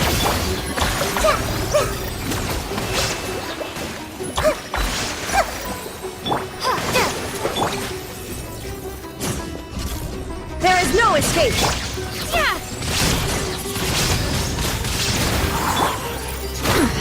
Insolent! I see everything! Allow me!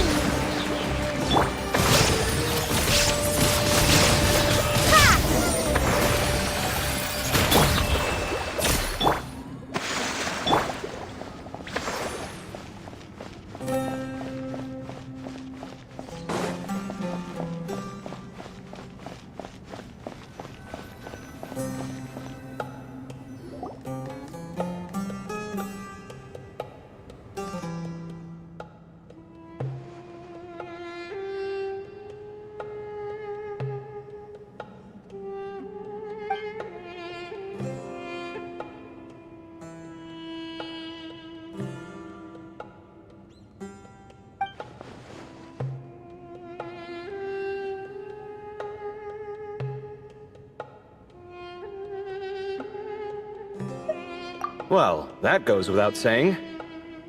Fair point. There's just one problem, though. The only way forward is through that door. Oh! Is it time to hunt for a key?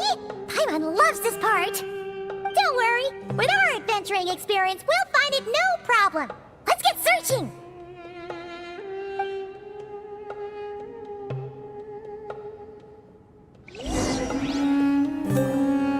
Wait!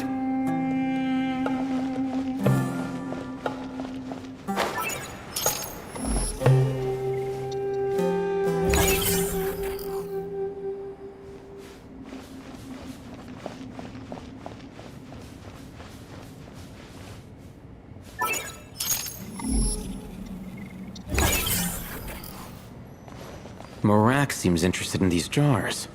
Go smash them. Ah, well, we would hate for you to have to lift a finger. Marak, this isn't really your old home, is it? No idea what that means, but Marak does sound pretty happy. So, mechanical life forms do have the capacity to miss home. A novel discovery. Well, with Marak leading the way, we should be safe, right?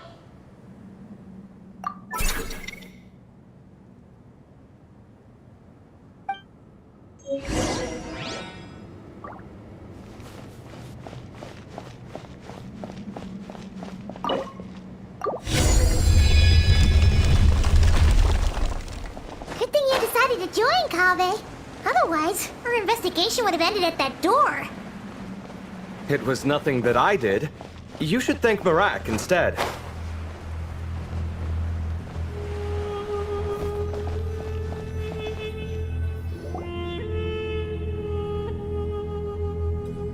Hold on. At this rate, Paimon's gonna lose her title as best guide to a mechanical suitcase.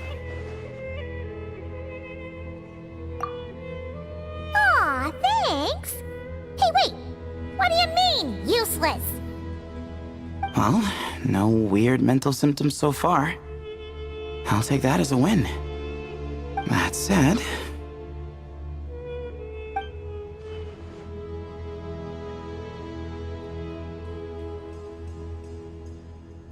There are 3 doors here. So, we split up. Divide and conquer. Otherwise, this whole thing is in ruins.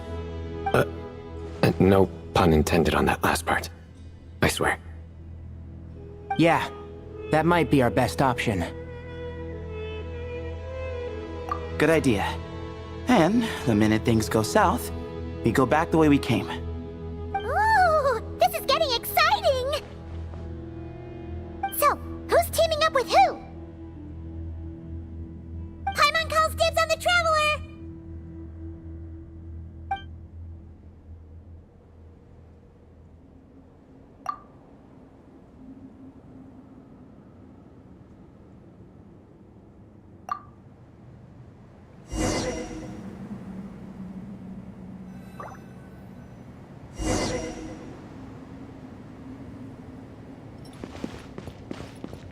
Huh.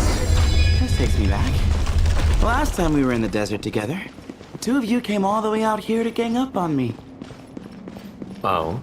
Sounds like someone's holding a grudge. Just what I like to hear. If you're still hung up on that last one, just name the time and place, and we'll have ourselves another thrilling... duel.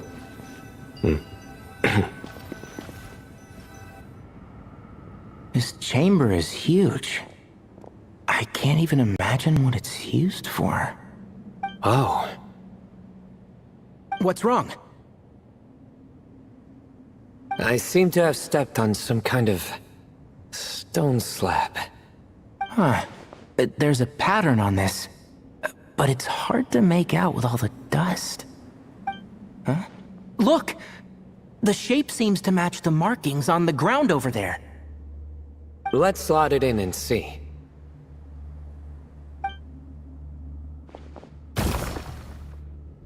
And we have a match.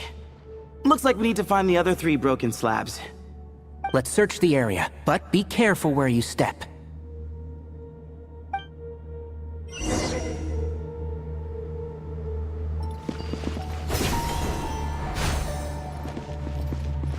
Ooh, got one! Ouch, but watch out. The edges are kind of sharp.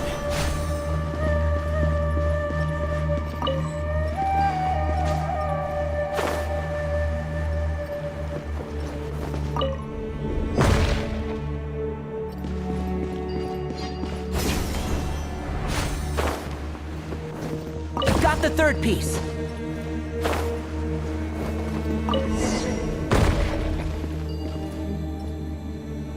We just need one more. Huh. Look! A cat! Could it be the same one Jer mentioned? I don't think we need to worry about startling him. He doesn't seem afraid of people. Yeah. If anything, it seems like he wants us to follow.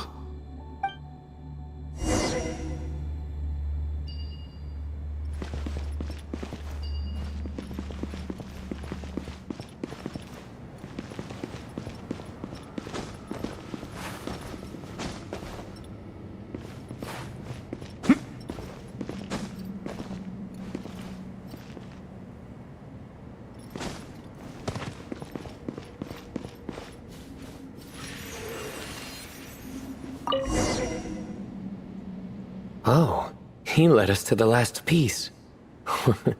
Who's a good kitty? I never thought I'd hear you say something like that. You've clearly never heard how the professor talks to his tomatoes, then.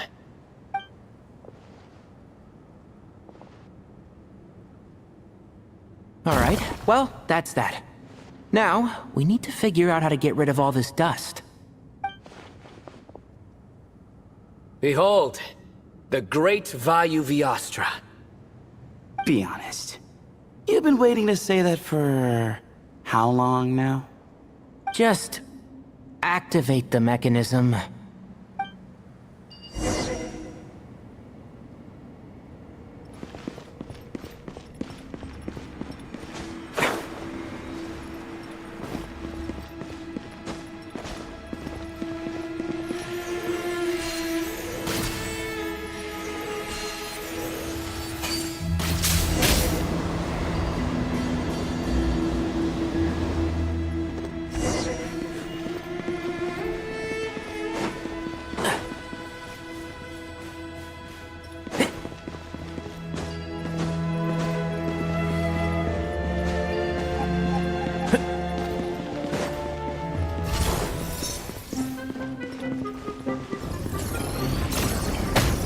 Keep up. Can't see? Nowhere to run!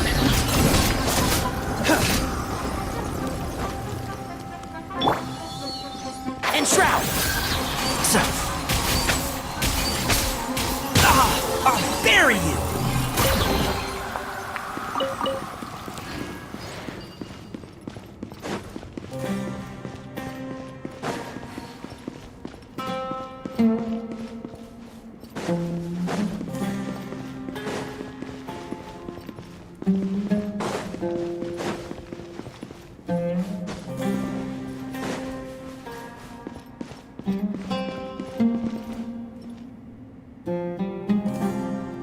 Huh.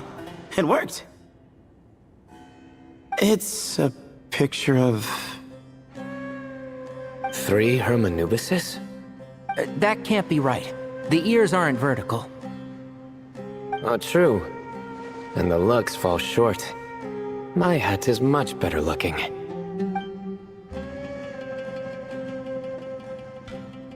A goat, an ibis, and a crocodile. Oh, wow. Our botanist knows more than just plants. Riveting observation. I was just thinking. These 3 figures look a lot like the 7 pillars of King Deshret. That's right. These are our colleagues. Our what now? You sure about that? Just kidding. But what I meant by that is, these were Hermanubis' colleagues back then. The middle one is the Goat King Harashef, Minister of Ministers, the god Amun's most trusted chancellor. Records say he was the deputy king of the Desert Sands, chief among the 7 pillars.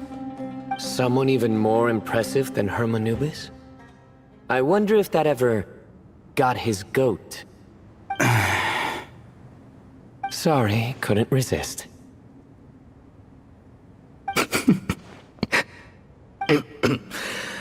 Okay, that was a good one. Wait, really? I've got so much more where that came from. Where were we? This is Sopik, the Crocodile King, captain of captains. As the name suggests, he was a valiant commander and had dominion over all weapons of war.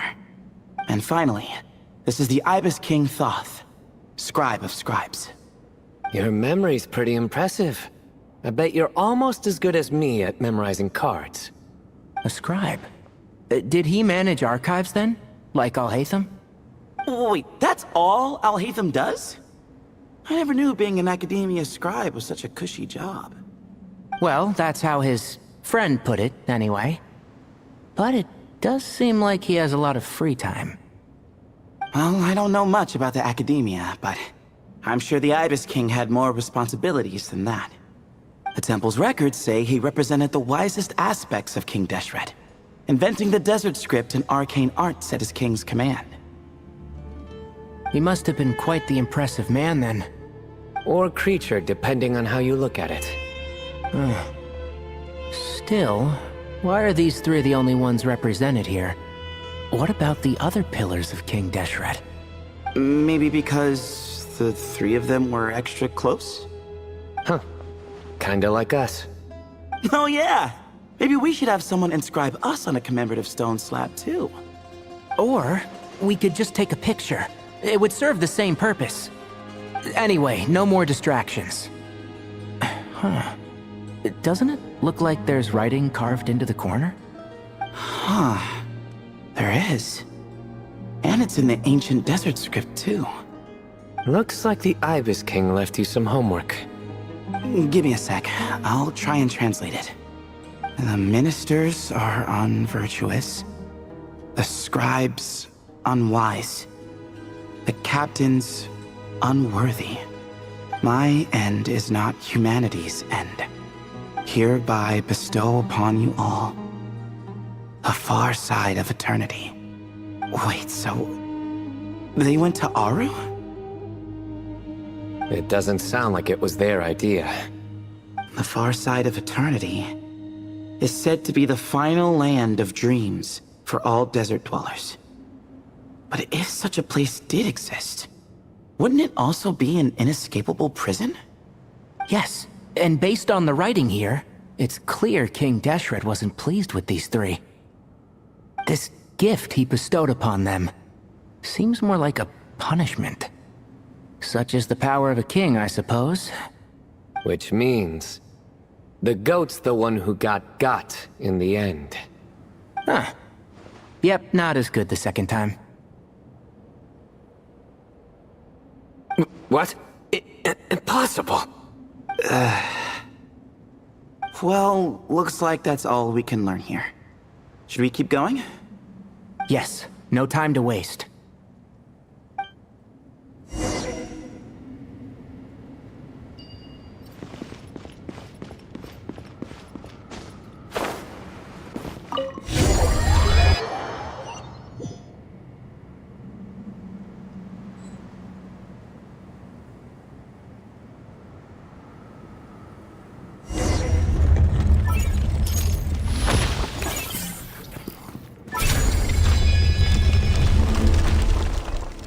Jeez, who knew a suitcase could be so fast? Marak is nothing like this when it comes to housework. Hey, wait up! A scout's job is to take the lead. Just let Marak figure it out. Easy for you to say. I'll be the one doing the repairs if something happens. Why don't you go scout ahead then? When I think of a comeback, I'll let you know. Oh, Marak stopped. What is it? Found something? Looks like something covered in sand. Let's get it out then. Come on. Oh, it's a stone slab. Good job, Marak.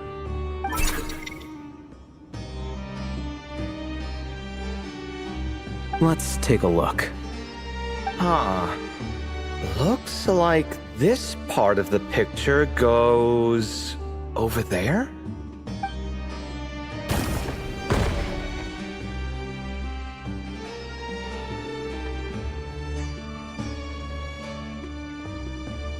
In that case, there must be other pieces. All right, and let's look around. Hey! Why are you sitting down? I thought Marak was helping. Oh, so you do know what that word means. Great. Are we supposed to just sit back while Marak does all the work? No, I doubt you could do that. Exactly. But I can.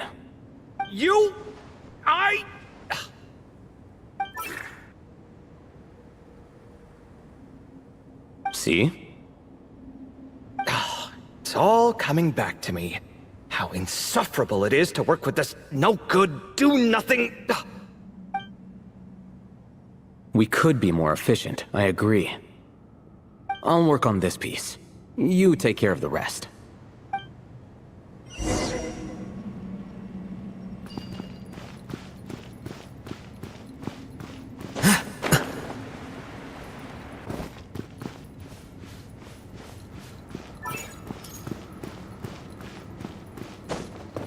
found one!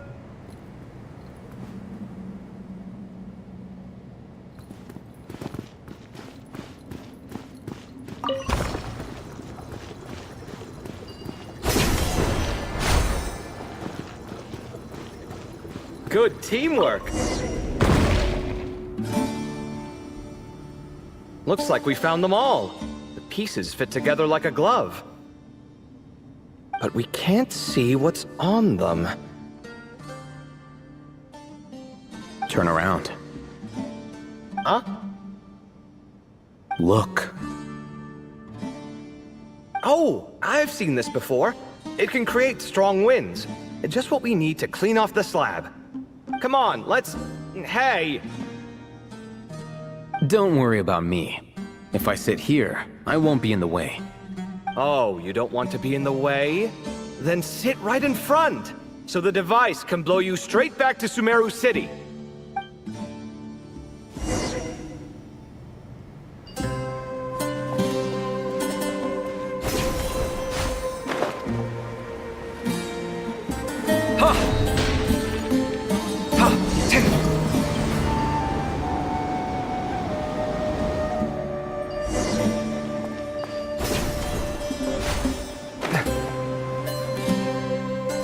Done. Huh. That's one big cat. And there's a shattered crown. I think it's depicting some kind of story. Look, there's writing too. The Ibis King answered the young noble, granting him the wisdom he sought. But the fragile crown was shattered by lies in the end. Here I leave the name, Gudar's. Gudar's? I've seen that name in a history book before. He was a young noble who sought to save his realm, and a king who once united the desert. That's right. Although his methods were rather shameful. During his long reign, he betrayed his family and the nobles who supported him, only realizing the error of his ways after his enemies left him nowhere to turn. But by then, it was too late. Seems like a common occurrence across history. Different people, same mistakes. It's an inevitable pattern, destined to repeat itself.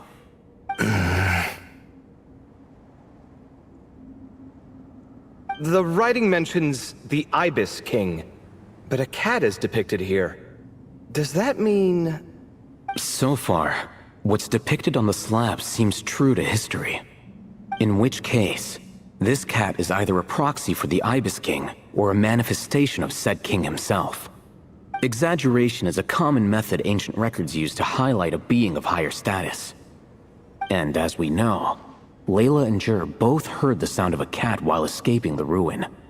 You're saying the Ibis King, one of the legendary 7 pillars of King Deshret, is here, still helping those in need? I'm saying we can't rule it out.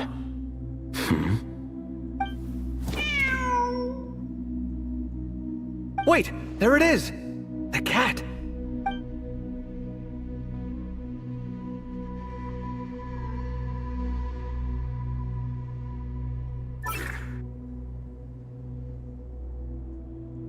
Ah! Marak went after him! The cat's showing us the way forward. Come, let's follow. Okay.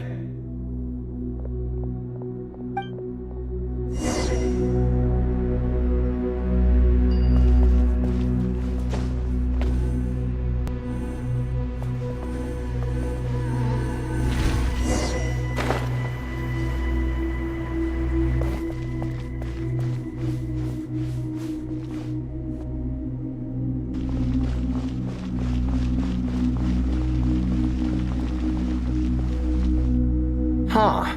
The cat's... gone. Yes, but look where he led us. Oh. Another slab. It looks similar to the last one.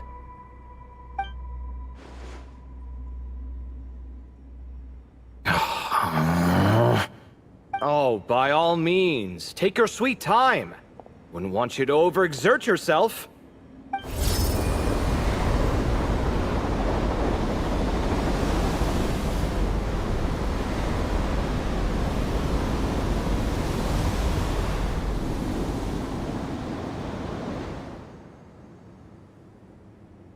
Huh. The scene depicted here seems to be a different tale. The Ibis King answered the gin-blooded dancing girl, granting her the wisdom she sought. But enemies plotted to kill her close kin. Snake venom was her self-chosen end. Here I leave the name. Makaira. The Temptress of Woe? You've heard of her? Of course. I don't just sit around doodling all day. She's mentioned in tons of papers about the desert. As I recall, she was given as a gift to the tyrant king of Gurabad, and later seized the opportunity to kill him. After getting her vengeance, she reigned as queen for many years, until her enemies attempted a coup, and she took her own life. That's more or less the version I've read as well. It seems this queen also had dealings with the Ibis King. Yeah, I'm starting to find this whole granting wisdom business a bit concerning. I mean, considering how Gudars and Makaira ended up, it might not have been a good thing. But, at the same time, if the cat guiding us is linked to the Ibis King, then he doesn't seem like a villain either. People are complicated. And the same is true of the servants of the gods, no matter their wisdom or power. Let's reserve judgment for now, and keep moving.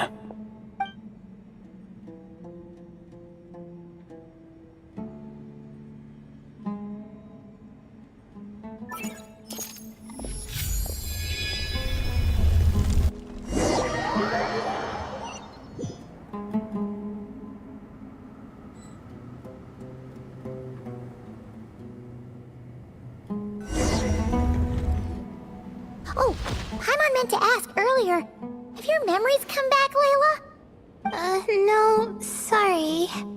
To be honest, nothing about this experience feels familiar. Besides, my focus is the stars, so I don't spend a lot of time exploring ancient ruins. Guess that makes us the senior researchers in this scenario. Stick close, alright, Layla? Okay.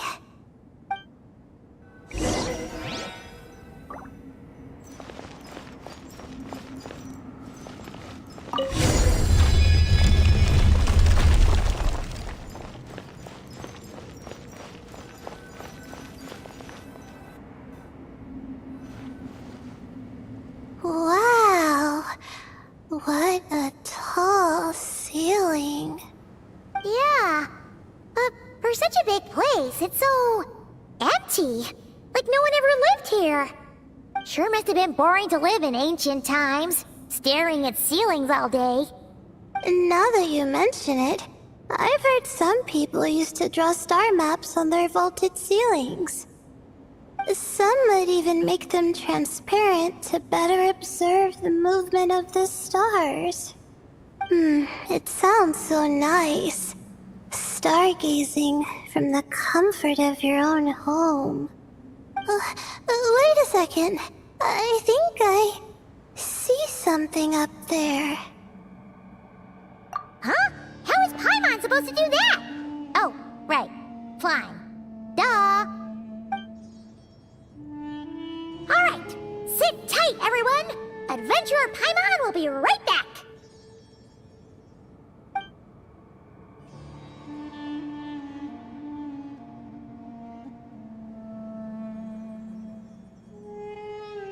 Okay, so, there's nothing super special up there. Just a couple of shelves, tables, jars, and scrolls. And a whole bunch of dust, dirt, and sand. You really want to search through all that stuff? Well, when you put it that way... Come on then, let's see what we've got. Paimon's hoping for something super valuable. Thanks. I'll stick close.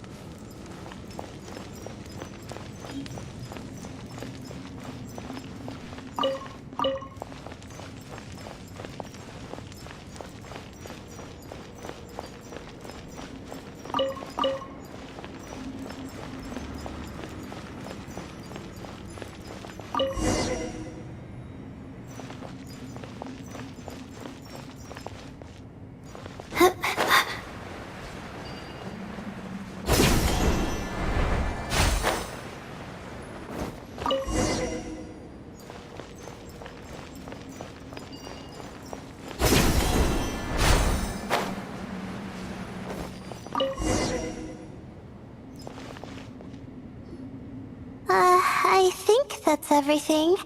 Most of the documents are in the ancient desert script, except these ones. These seem old as well, but the handwriting makes them stand out. Right! Let's arrange them in chronological order before we read through.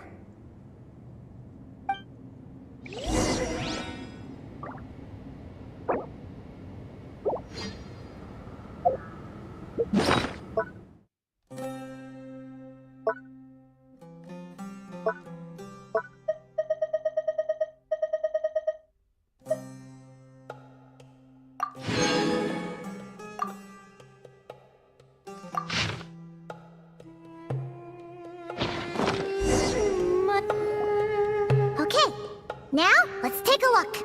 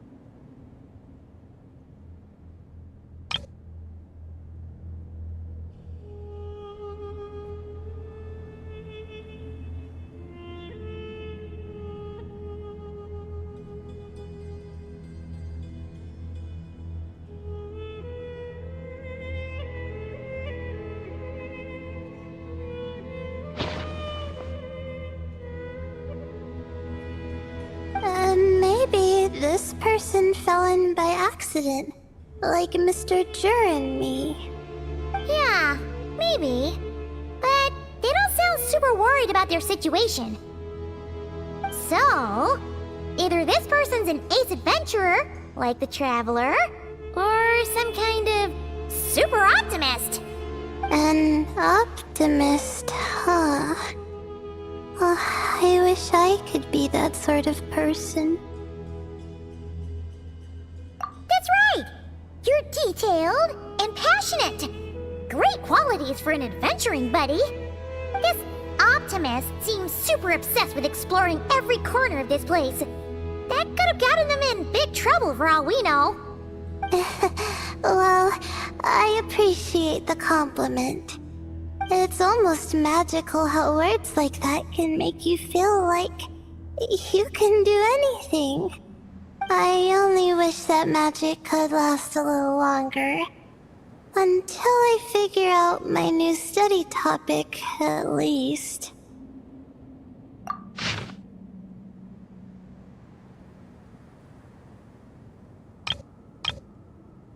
Oh, looks like you were spot on, Paimon.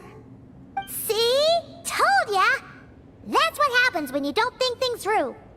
And all this talk about seniors and juniors, he was a student just like you, Layla!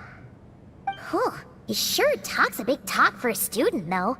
You'd think he was some kind of old scholar instead. Huh. What is it? Did Paimon say something wrong? No, not at all.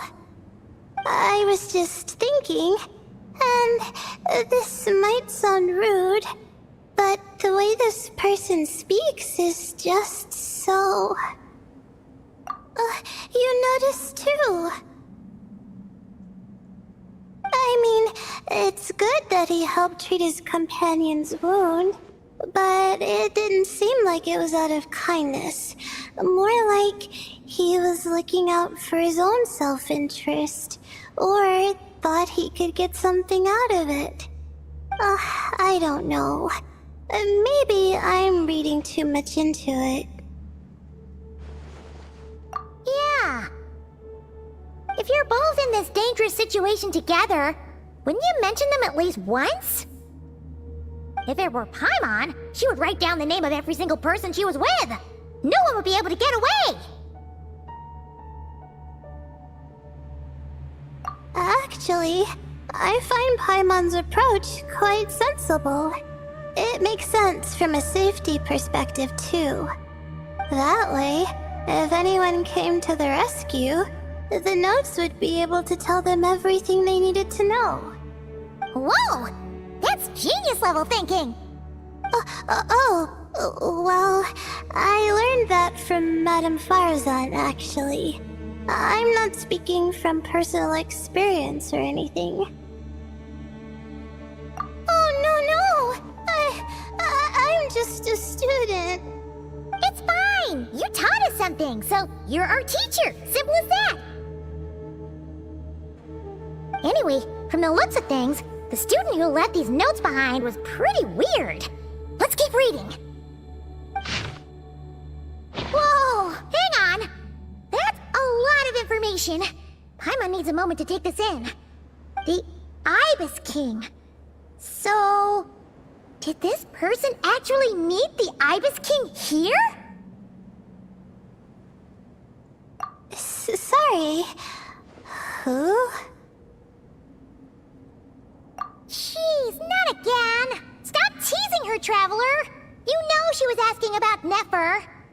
Anyway, Nefer's, a friend of ours. And she's mentioned the Ibis King before, but not in much detail.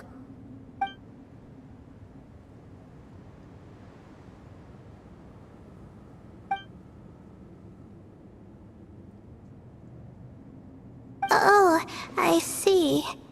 Well, that's not too surprising. Most people in Sumeru know about King Deshret, and most in the academia have at least some knowledge on the 7 pillars. Legend has it, King Deshret ruled the desert at the head of several wise retainers, guiding their people to pursue the limits of wisdom. He also left behind treasures for future generations, which continue to be relevant in nearly every research discipline.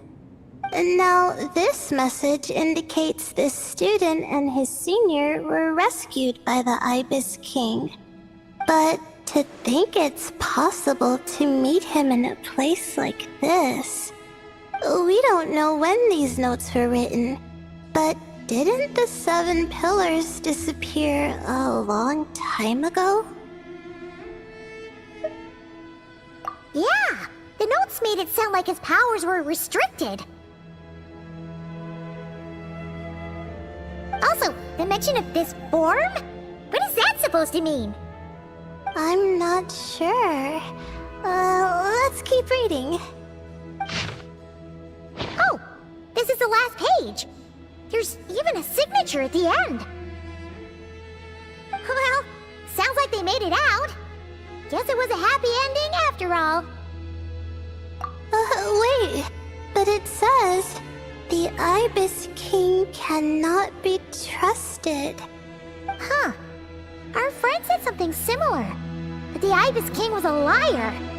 And the notes did make it seem like something wasn't quite right with him. Maybe he wasn't one of the 7 pillars at all, but some kind of con artist. Great, Ibis King! If you heard that, Paimon didn't mean it! Please forgive her! Don't trap us here!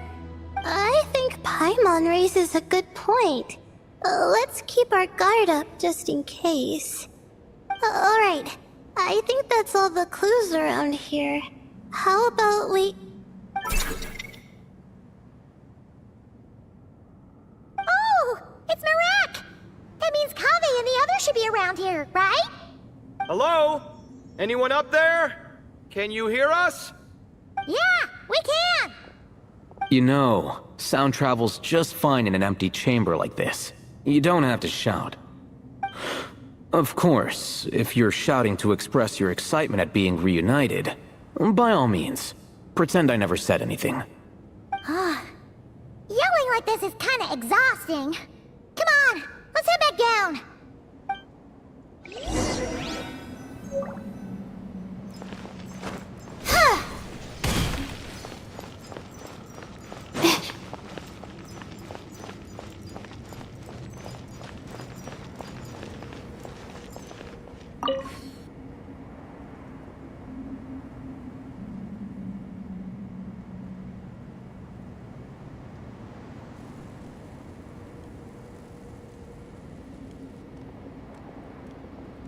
Wow, we all ended up in the same place, huh?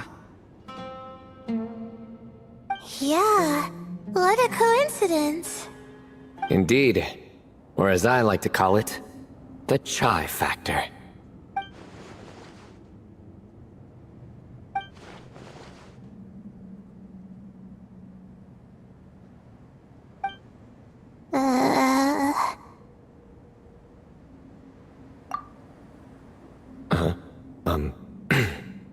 No reply? Just say it. All right. Because it's spice to sweet brew again. Oh, hey, that's a new version.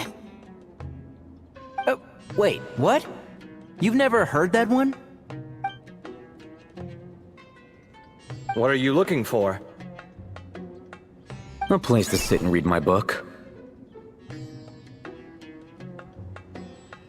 Oh, great. What else is new? Well, looks like everyone made it through unscathed.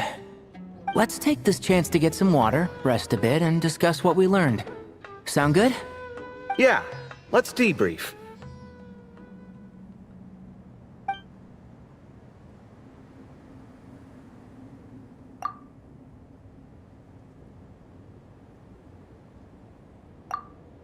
Okay, so we all learned a lot, but it feels like we ended up with even more questions. Yeah, but one thing's for sure. This place is tied to the Ibis King in some way. Hey, Sino. You're the current representative of Hermanubis. Can you call him up for a sec? Of course. Just let me sense his presence.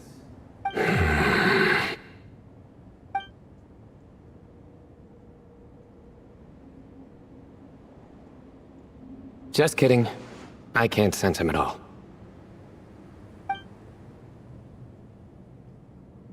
Jeez, Sethos. Did you set him up for that one? What are you, a two-man act? Sorry, Hermanubis isn't like the Ibis King. He can possess me, but I can't talk to him whenever I want. Oh, truly? Does that mean he's gone?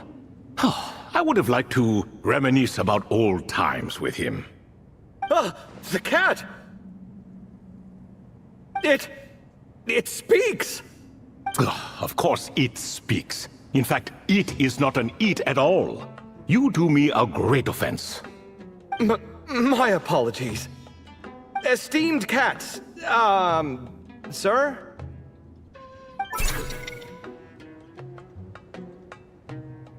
Oh, this little contraption is still here. Contraption? No, this is Marak. Which means you do his assistant a great offense. Huh? Well, I didn't mean...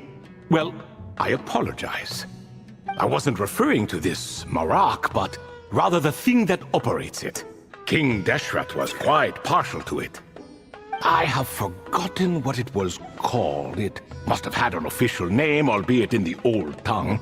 Even if I did remember, I would need to translate it into modern language. Ah, it's not important. Marak's a fine name. Even better than the original, if you ask me. Who thought of it? And the remodeling, quite well done indeed. This Marak looks much happier in its current form. Oh, and the components should have model numbers written on them. You can look them up if you're curious. This cat talks a lot. Quite the one-sided conversation. Is this what the Ibis King was like? He seems quite eloquent. I wonder if he plays cards. Ha! I knew Marak was a great name. Go me! Let's see, what page was I on again? Should have brought a bookmark. That all went over Paimon's head.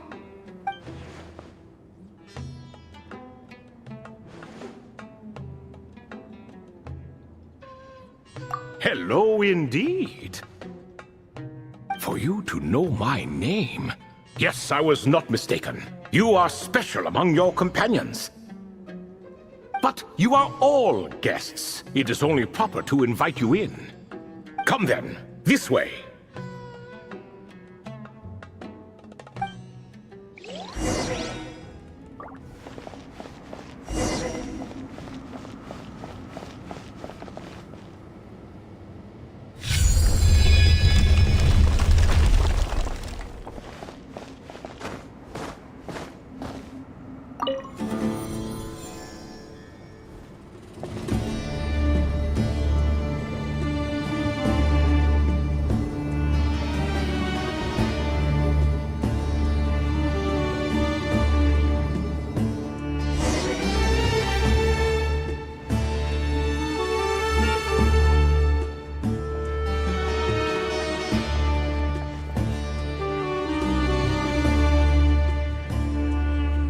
Welcome to my humble abode. Oh, your house sure is spacious, Lord Ibis King. I fear it's not quite what it used to be. In fact, it has long ceased to be my home at all. It belongs to the descendants of the cats I once raised. Such adorable creatures, aren't they? Take the one I'm borrowing here, for instance. A chubby fellow with such lovely fur. Anyway, tradition dictates that a special guest such as yourself be presented with a gift. Alas, it's a first-come, first-served basis, you see. I fear with the passage of time, none are left. What? So the treasure's gone already? Treasure, you say? Not an inaccurate description. Yes, and no. I have the power to grant gifts inaccessible to the masses. The only requirement is answering a question. Not a bad deal, yes? Of course, my questions were given unto me by King Deshret, who in turn received them from the Mistress of Flowers. There are 3, and no more. What causes our rise and fall? What obliterates love and hate? What determines truth and falsehood? The more he talks, the less Paimon understands. I see. That must mean Gudars and Makaira managed to answer 2 of the 3. Another who understands. Oh, so that's the event those 2 slabs are depicting. Ah, priests and their records. A singular obsession, and quite boring too. After being imprisoned within Aru, I could, on occasion, take the form of a cat to converse with those around me. But I despised speaking to them. No conversational skills whatsoever. Now, humans like you who stumble in here from time to time, You are much more interesting. Hold on! We're getting off topic again. The 3 questions you just mentioned? What are they for, exactly? Ah, that is a story that begins with King Deshret. And we're in for another long one. Nostalgia for the past is common to us all, is it not? And our king, he was such a proud, solemn man in those days. He watched us speak of the present and the future, of the wisdom we possessed or were about to obtain. We were his proud retainers, confident in our belief that, so long as each one of us used our abilities to the fullest, progress was inevitable. Yet, King Deshret's ambition was not destined to be allowed in a closed-off world such as this. So nothing went as planned. In fact, from the beginning, there were signs an outcome of this nature was inevitable. Because although there were 7 pillars, one was forever absent. Al-Ahmar would insist the Dendro Dragon Sovereign was one of us, but the dragon herself rejected that idea. Huh. Like a card you can never seem to draw from your deck. More like a card that was never in the deck to begin with. Alas, that's just who Al-Ahmar was. There was nothing we could do about that. And I always preferred chess to cards. In the end, life grew unbearable for our king. But, of course, those who remain must continue to live on. But subjects like us were less fortunate. After all, the fate of a retainer is decided by the king, including the chance to walk away. So it was then that King Deshret had Kroko, Goti, and I locked up within Aru, where we remain to this day. Kroko. Goti? Ah, of course. You're more familiar with their full names. Sobek, the Crocodile King, and Hereshef, the Goat King. And let me tell you, when it comes to chess, Hereshef was a habitual backseat strategist, always spewing nonsense from the sidelines. Well, Sobek was all too quick to take his terrible advice, to the point where I was the one who got accused of cheating. Chess is an exercise in patience, and that man couldn't sit still to save his life. He could never excel at that game.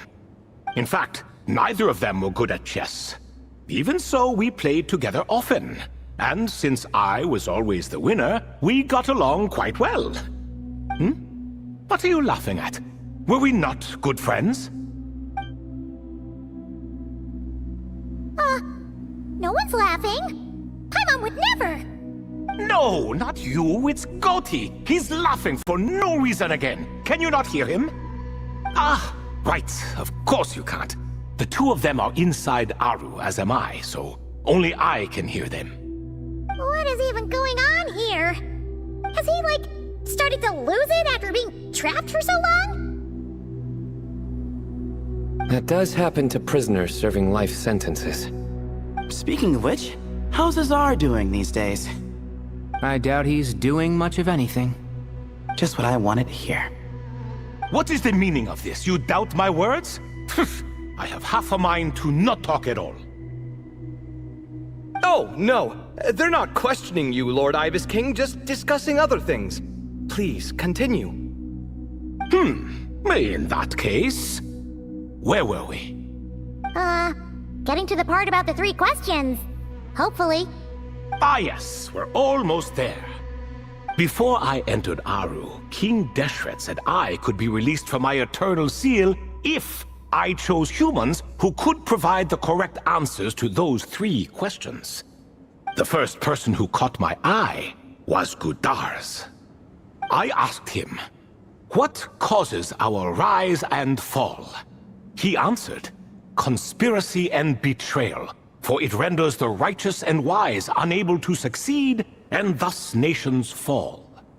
I found his answer quite interesting, so I bestowed upon him the power to deceive. The second human I chose was Makaira. I asked her, what obliterates love and hate? She said unto me, I have nothing left to lose.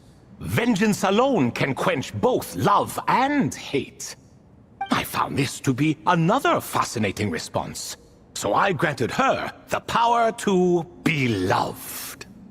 But both of them ended up... Now then, young one, riddle me this. Did their answers point to this fate, or was it the power I bestowed upon them that determined their end? I'm just an observer who doesn't understand their circumstances, so I can't answer. A clever reply. I do not wish to comment either. It is all in the past at this point.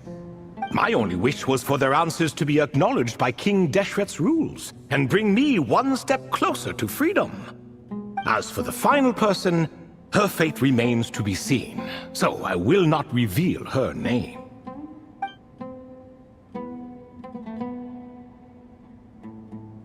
I asked her, what determines truth and falsehood? And found her answer quite compelling, so I bestowed upon her a gift to match. As you can see, however, I have not been freed, so it's clear the answer she gave at that time was wrong. But, alas, 3 people were chosen, and 3 questions were asked. So now all I can do is wait. Wait until her wisdom is in line with the rules set forth by my king. Until she has found the true answer to that question. No wonder there was no third stone slab then. Or perhaps you're just not ready to include her in the story. Though, that might be a generous interpretation. Well, it's not merely because her story remains unfinished. As the remaining priests of this place left, or passed on, there were none left to record the events that followed. Besides, stone slabs are few and far between in the Great Red Sands. In the sprawling desert, very few things or people even manage to leave a trace. But sometimes I can't help but wonder, if that young man from several centuries ago had been willing to answer my question, would I have left Aru by now? Wait, so there was someone else? Of course, it has been thousands of years after all. All sorts of people have stumbled upon this place, but I only chose the special ones. That young man had such a singular intelligence, though his companion, by contrast, was rather average. The author of those notes we found? The student named Zandik? Ah, yes, I think that was his name. In truth, I was unsure whether I should grant him my third remaining gift.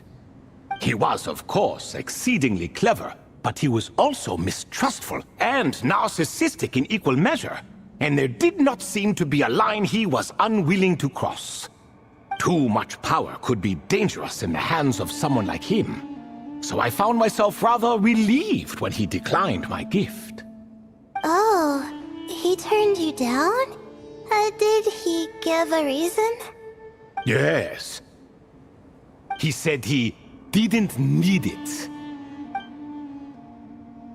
I still remember the look in his eyes. Nothing stood out per se, and still I could sense contempt and disdain radiating from his gaze. I could not give an exact reason, but on instinct I just knew it would not end well to get close to a man like that. So, I tricked him. Stick close to your companion, I said. Only the descendants of Tulatula can come and go as they please. Leave him behind, and there is no escape for you. So, does that mean his companion wasn't a descendant of Tulatula? Oh no, that part was true. The lie was in the other half. Anyone can enter or exit this place. There are no restrictions. I saw that his companion was exhausted and was concerned Zandik might leave him behind, or worse, that some other accident might befall him. So I made up an excuse to prevent Zandik from going a step too far. Oh, and speaking of, Sandeek's companion had the same blue hair and pointed ears as you. Wait, does that mean Layla's also a descendant of Tulatula? Indeed. When Hermanubis founded that city, he took in many who had nowhere else to go.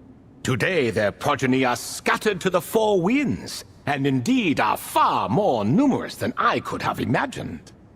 So the person you protected could have been my ancestor. Yes, yes. You're very welcome for that. Could I ask another question, Lord Ibis King? Of course. I have nothing but time, I'm afraid.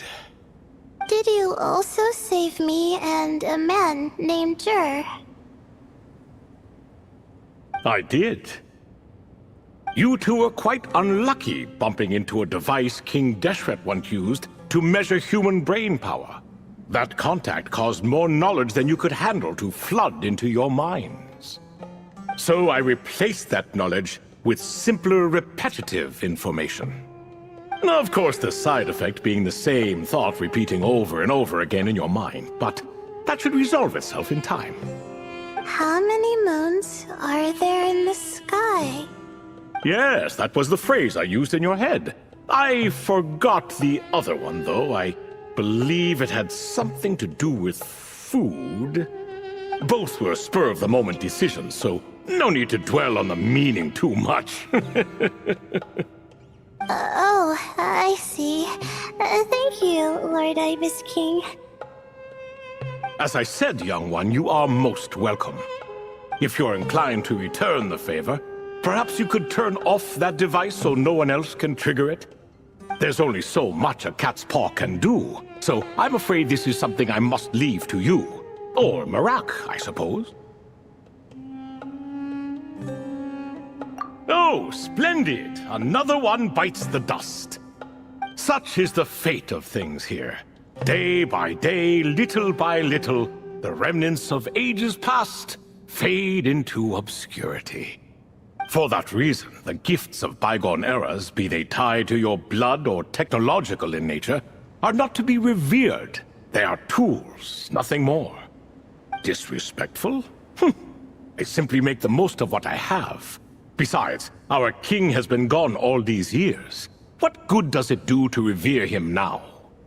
Oh, are you talking to the Goat King again?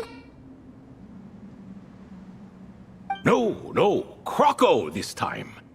He's pestering me for another game of chess. Says he wants to even the score. Wishful thinking, if you ask me. If we counted one push-up for every loss, he'd owe me 300,000 by now. Of course, that's just a rough estimate. I've never kept count. It appears that's something you like. Being someone unable to be defeated. I suppose so. All right then. Time for me to extend my winning streak, and for you all to head home. In truth, deep down, I know even the answers to those 3 questions will not change my fate. But that is for me to reckon with. Go on now.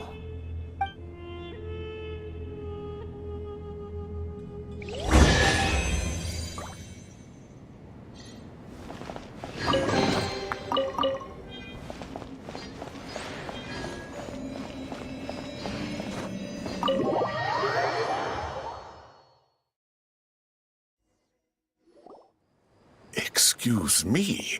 Do you even know what time it is? I've harvested 3 crops of tomatoes while you've been gone.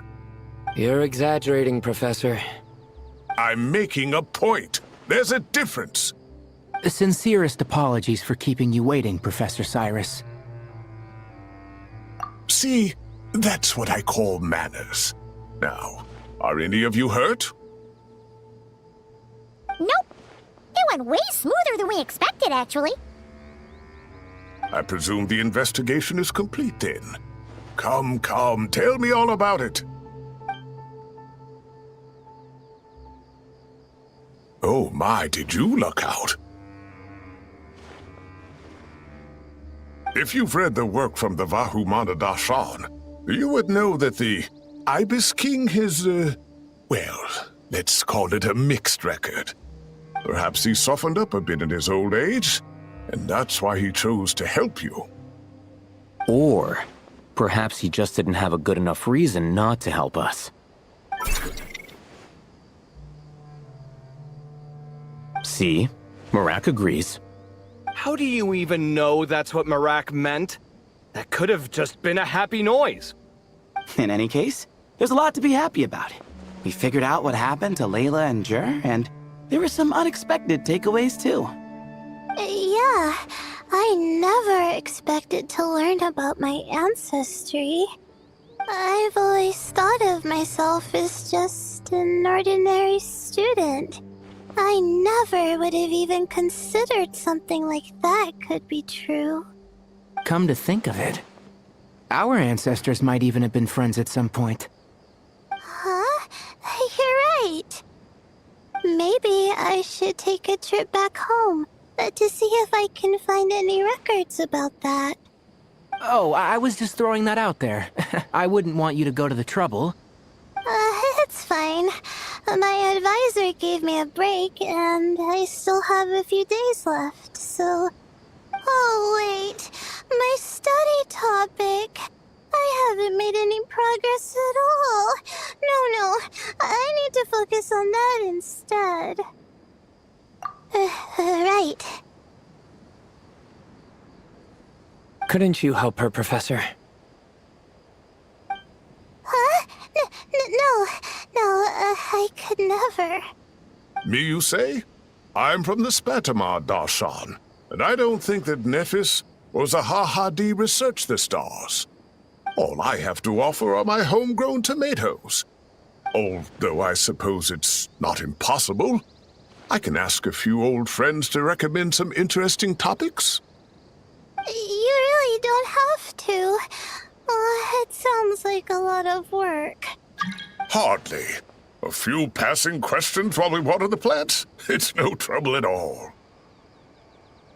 Thank you so much. Of course. Now it's getting late, and you all must be tired. Let's wrap things up here. Some say desert nights are the sun taking mercy on us after the heat of the day. So, let's leave while she still feels merciful.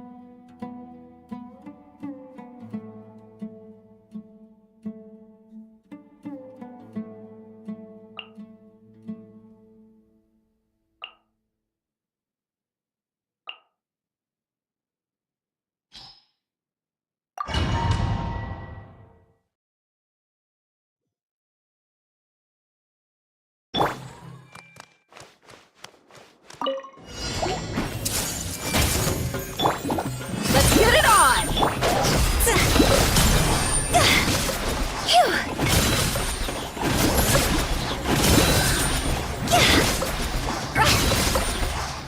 Everyone hold hands! Sharing my knowledge!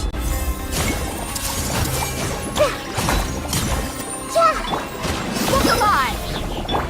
Time for retribution! Hey!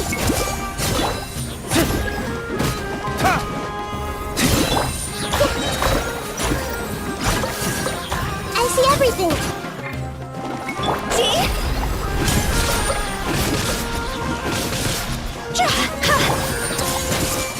Make yourselves at home!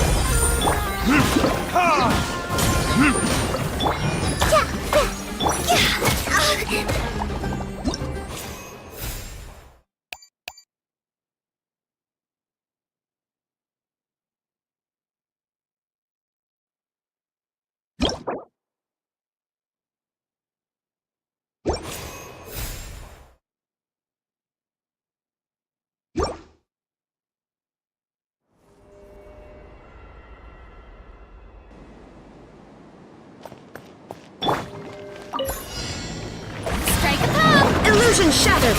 Guys. Loaded.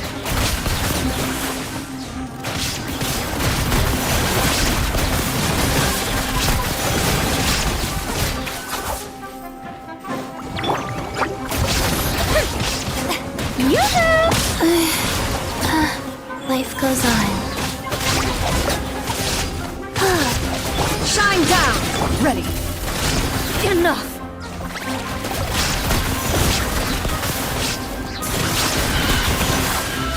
Time to testify. Shower me with praise! Faster? Okay. Illusion shattered! Loaded.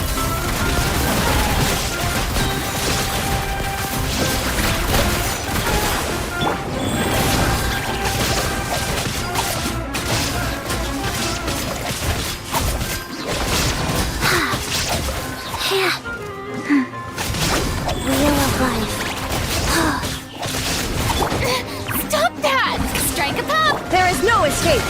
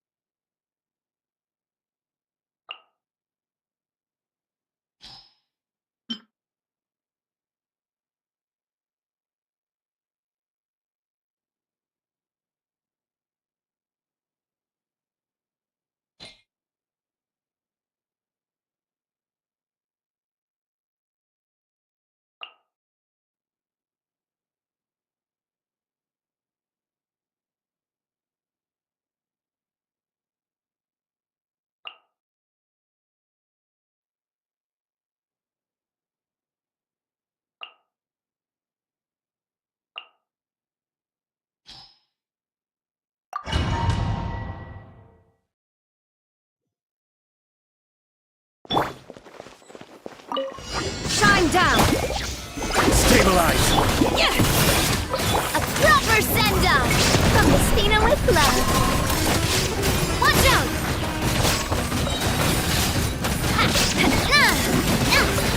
Umbrella warfare, I guess.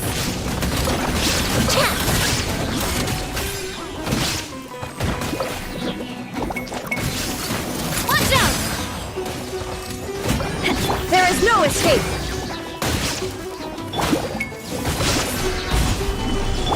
Lend me a hand. A proper send-off from Mistina with love. Feeling lucky? This one's got your name on it. Haha!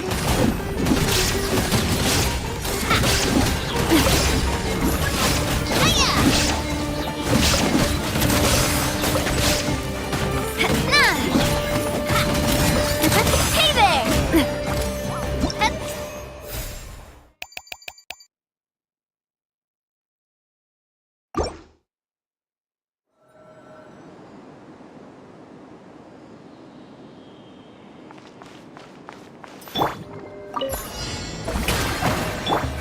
Poor last look. Cut to the chase!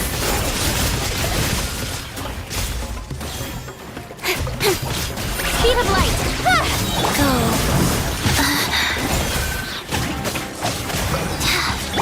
Lush as the moonlight. Yoo-hoo! Don't blink!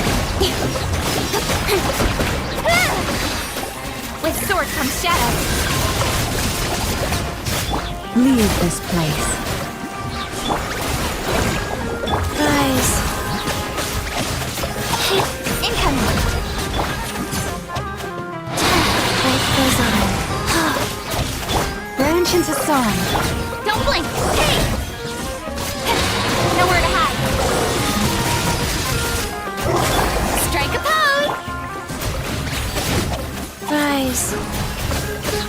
Incoming.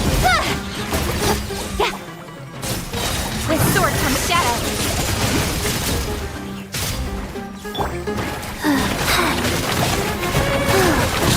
Receive my blessing. Don't blink! Hey!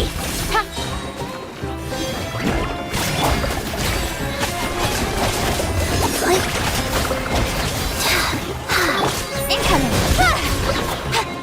Cut to the chase!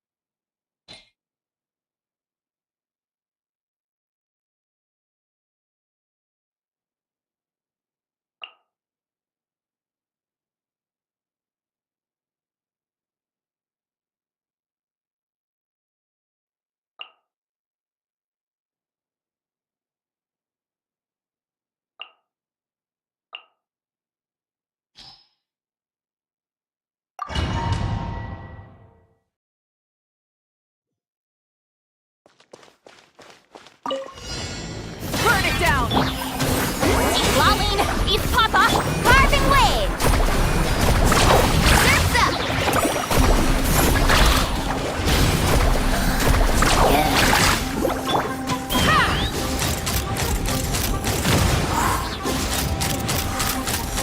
Bullseye! Lockdown! Rise with the sun! Fulfill our pact! Let's ride!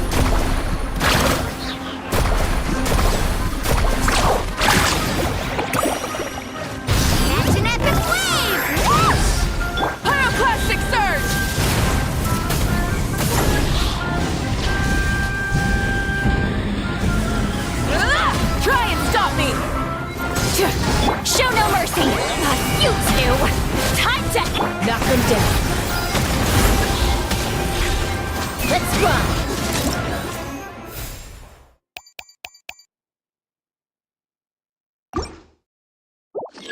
Yeah.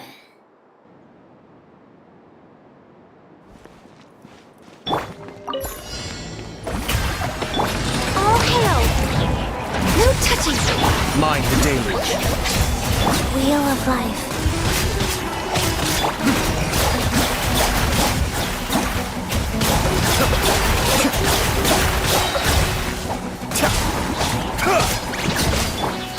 Go. This is long overdue! Access denied!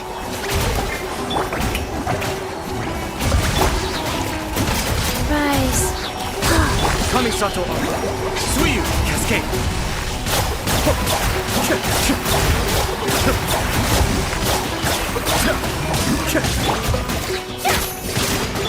All hail!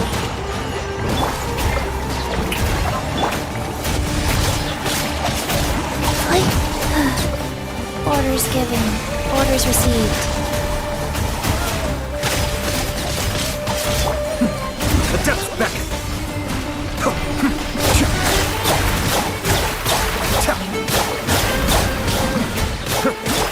This is long overdue! Shower me with life goes on.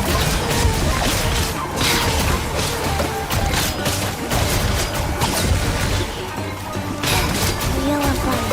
Cascade.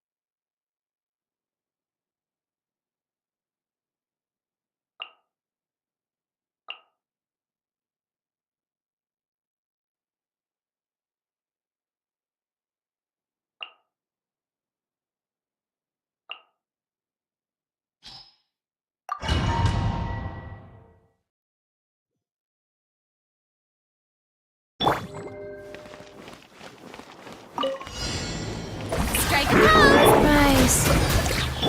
Blaze over! Born of ice and frost! Kamisato Suiyu.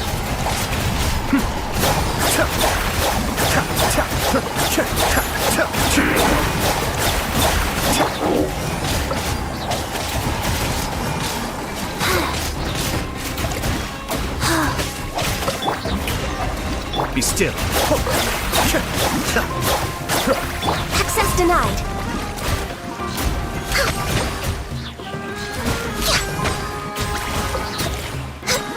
This is long overdue! Life goes on. Mind the deluge.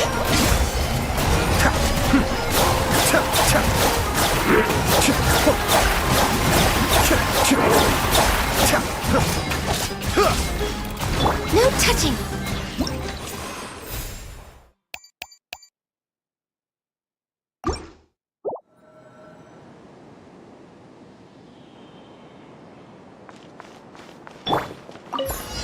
Use of force authorized. Leave it! A great forest? Things are about to get dicey. Busted.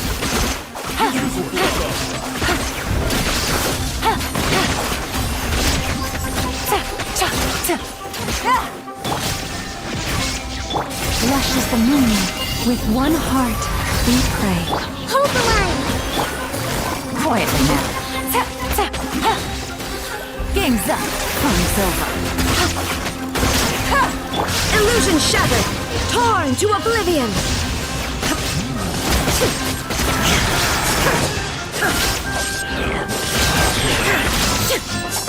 There is no escape!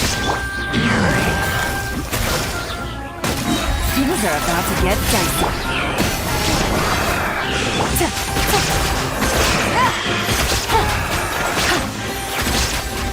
Use your force. Illusion shattered! Allow me! Now you shall perish! Use the force.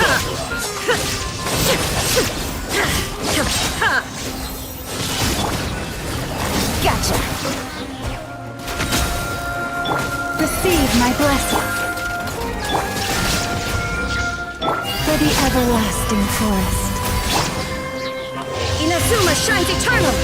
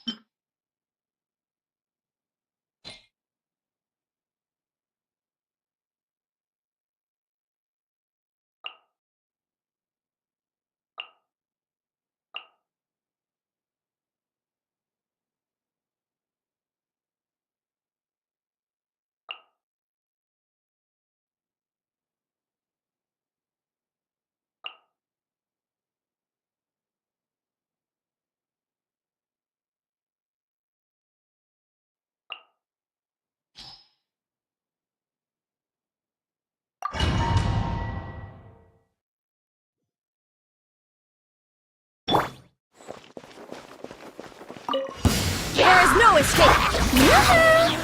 Let the show be. Here comes the catch.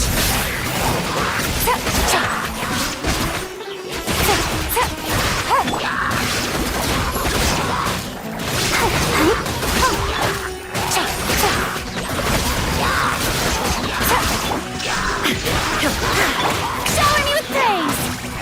Game's up. Fun's over.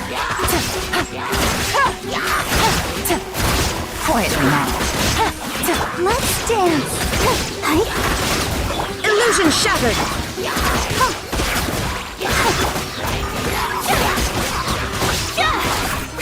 Strike at the.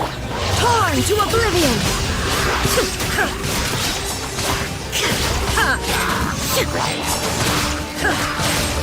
Things are about to get dicey.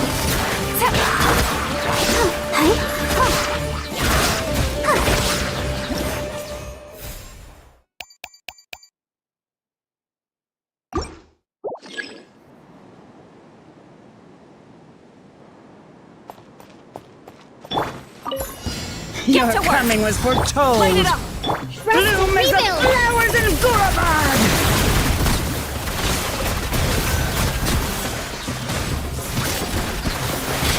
Hunt them down! Lolene, eat Papa! Get him! Fulfill our pact! Wrath from the sky!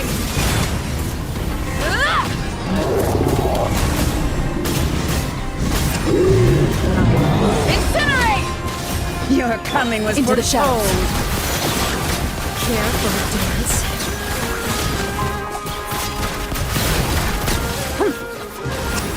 Hold the line!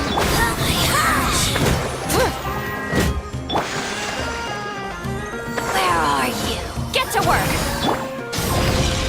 Ready.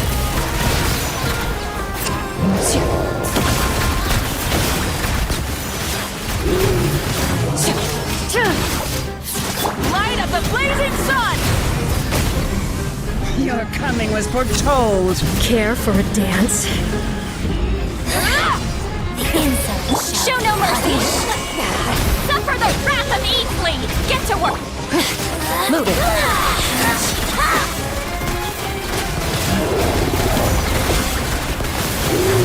Time to testify. Your coming was foretold. Burn it down!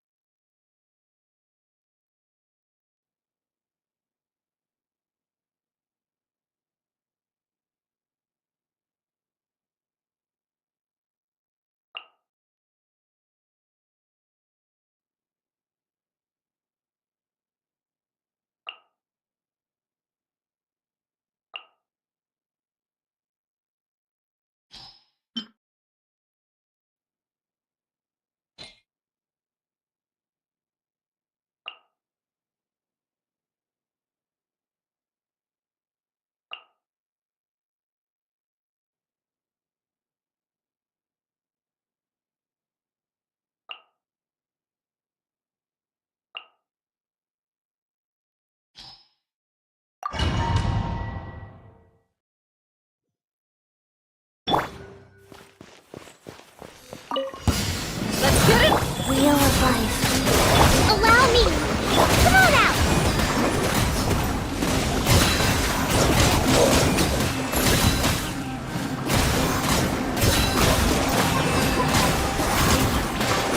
I'm out of here! Gloves off!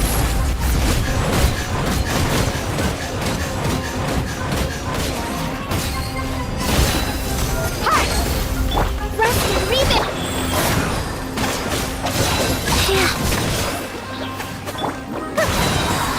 Ninjutsu! Guys.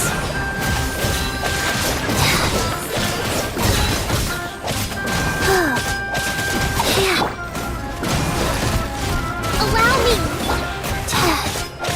Wheel of life.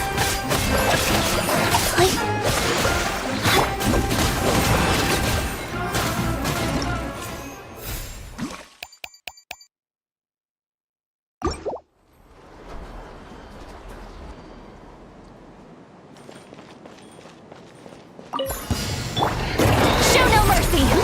Eat Lawleen! Eat Papa! The depths beckon. For Rex Lapis!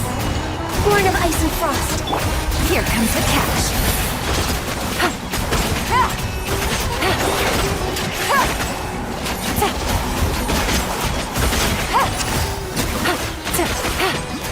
No touching! Blaze over! Get to work! Suffer the wrath of Eatfleet! Kamisato Art. Suiyu, be still.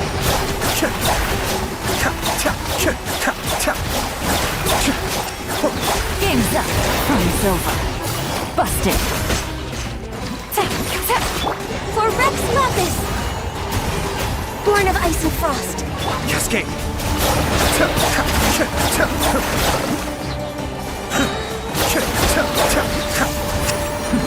The depths beckon. You two! Time to... Access denied! Be still.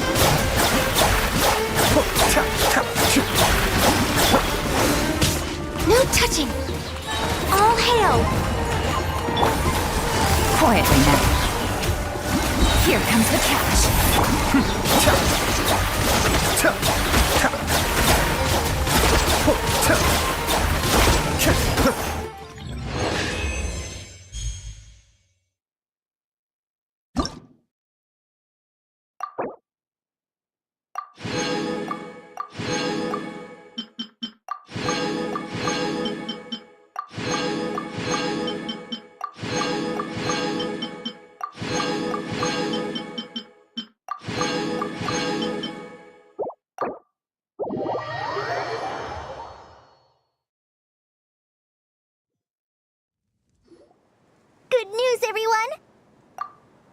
Fieldwise Center soon. They'll send a team of special. So, thank you for all. Wow! Sounds like and you're overseeing the young students today, not like some of the ones I. To be honest, but the Traveler and Pipe. Yeah, or you know. If you. Oh, man. Now, hey! Now. Candace and I are. This way, everyone.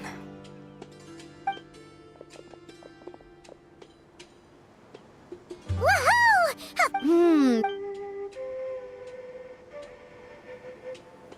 Oh, it's been a while. Huh! Careful what you win. It's nothing. Now this is.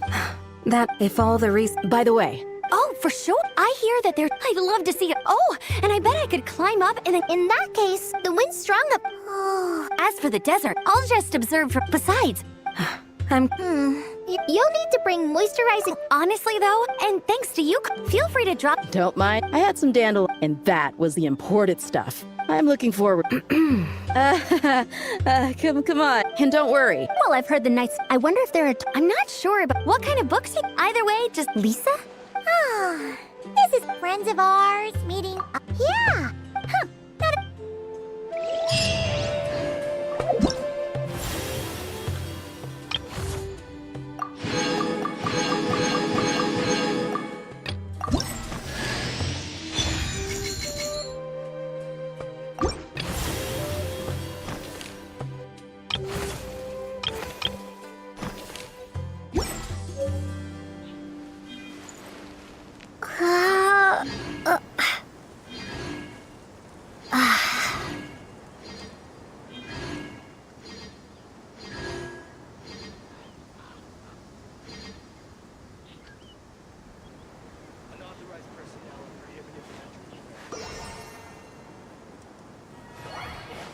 The numbers are correct.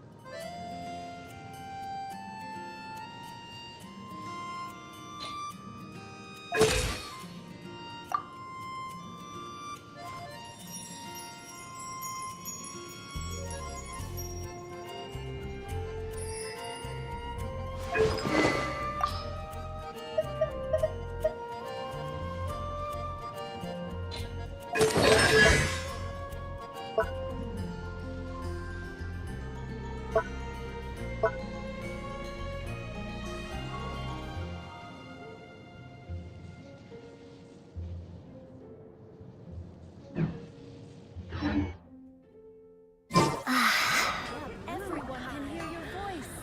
That's what I'll make tonight.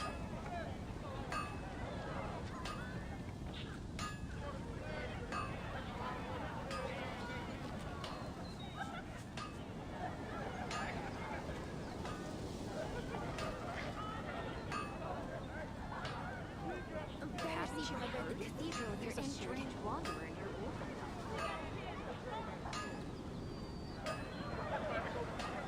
When you're high up, everyone can hear your voice.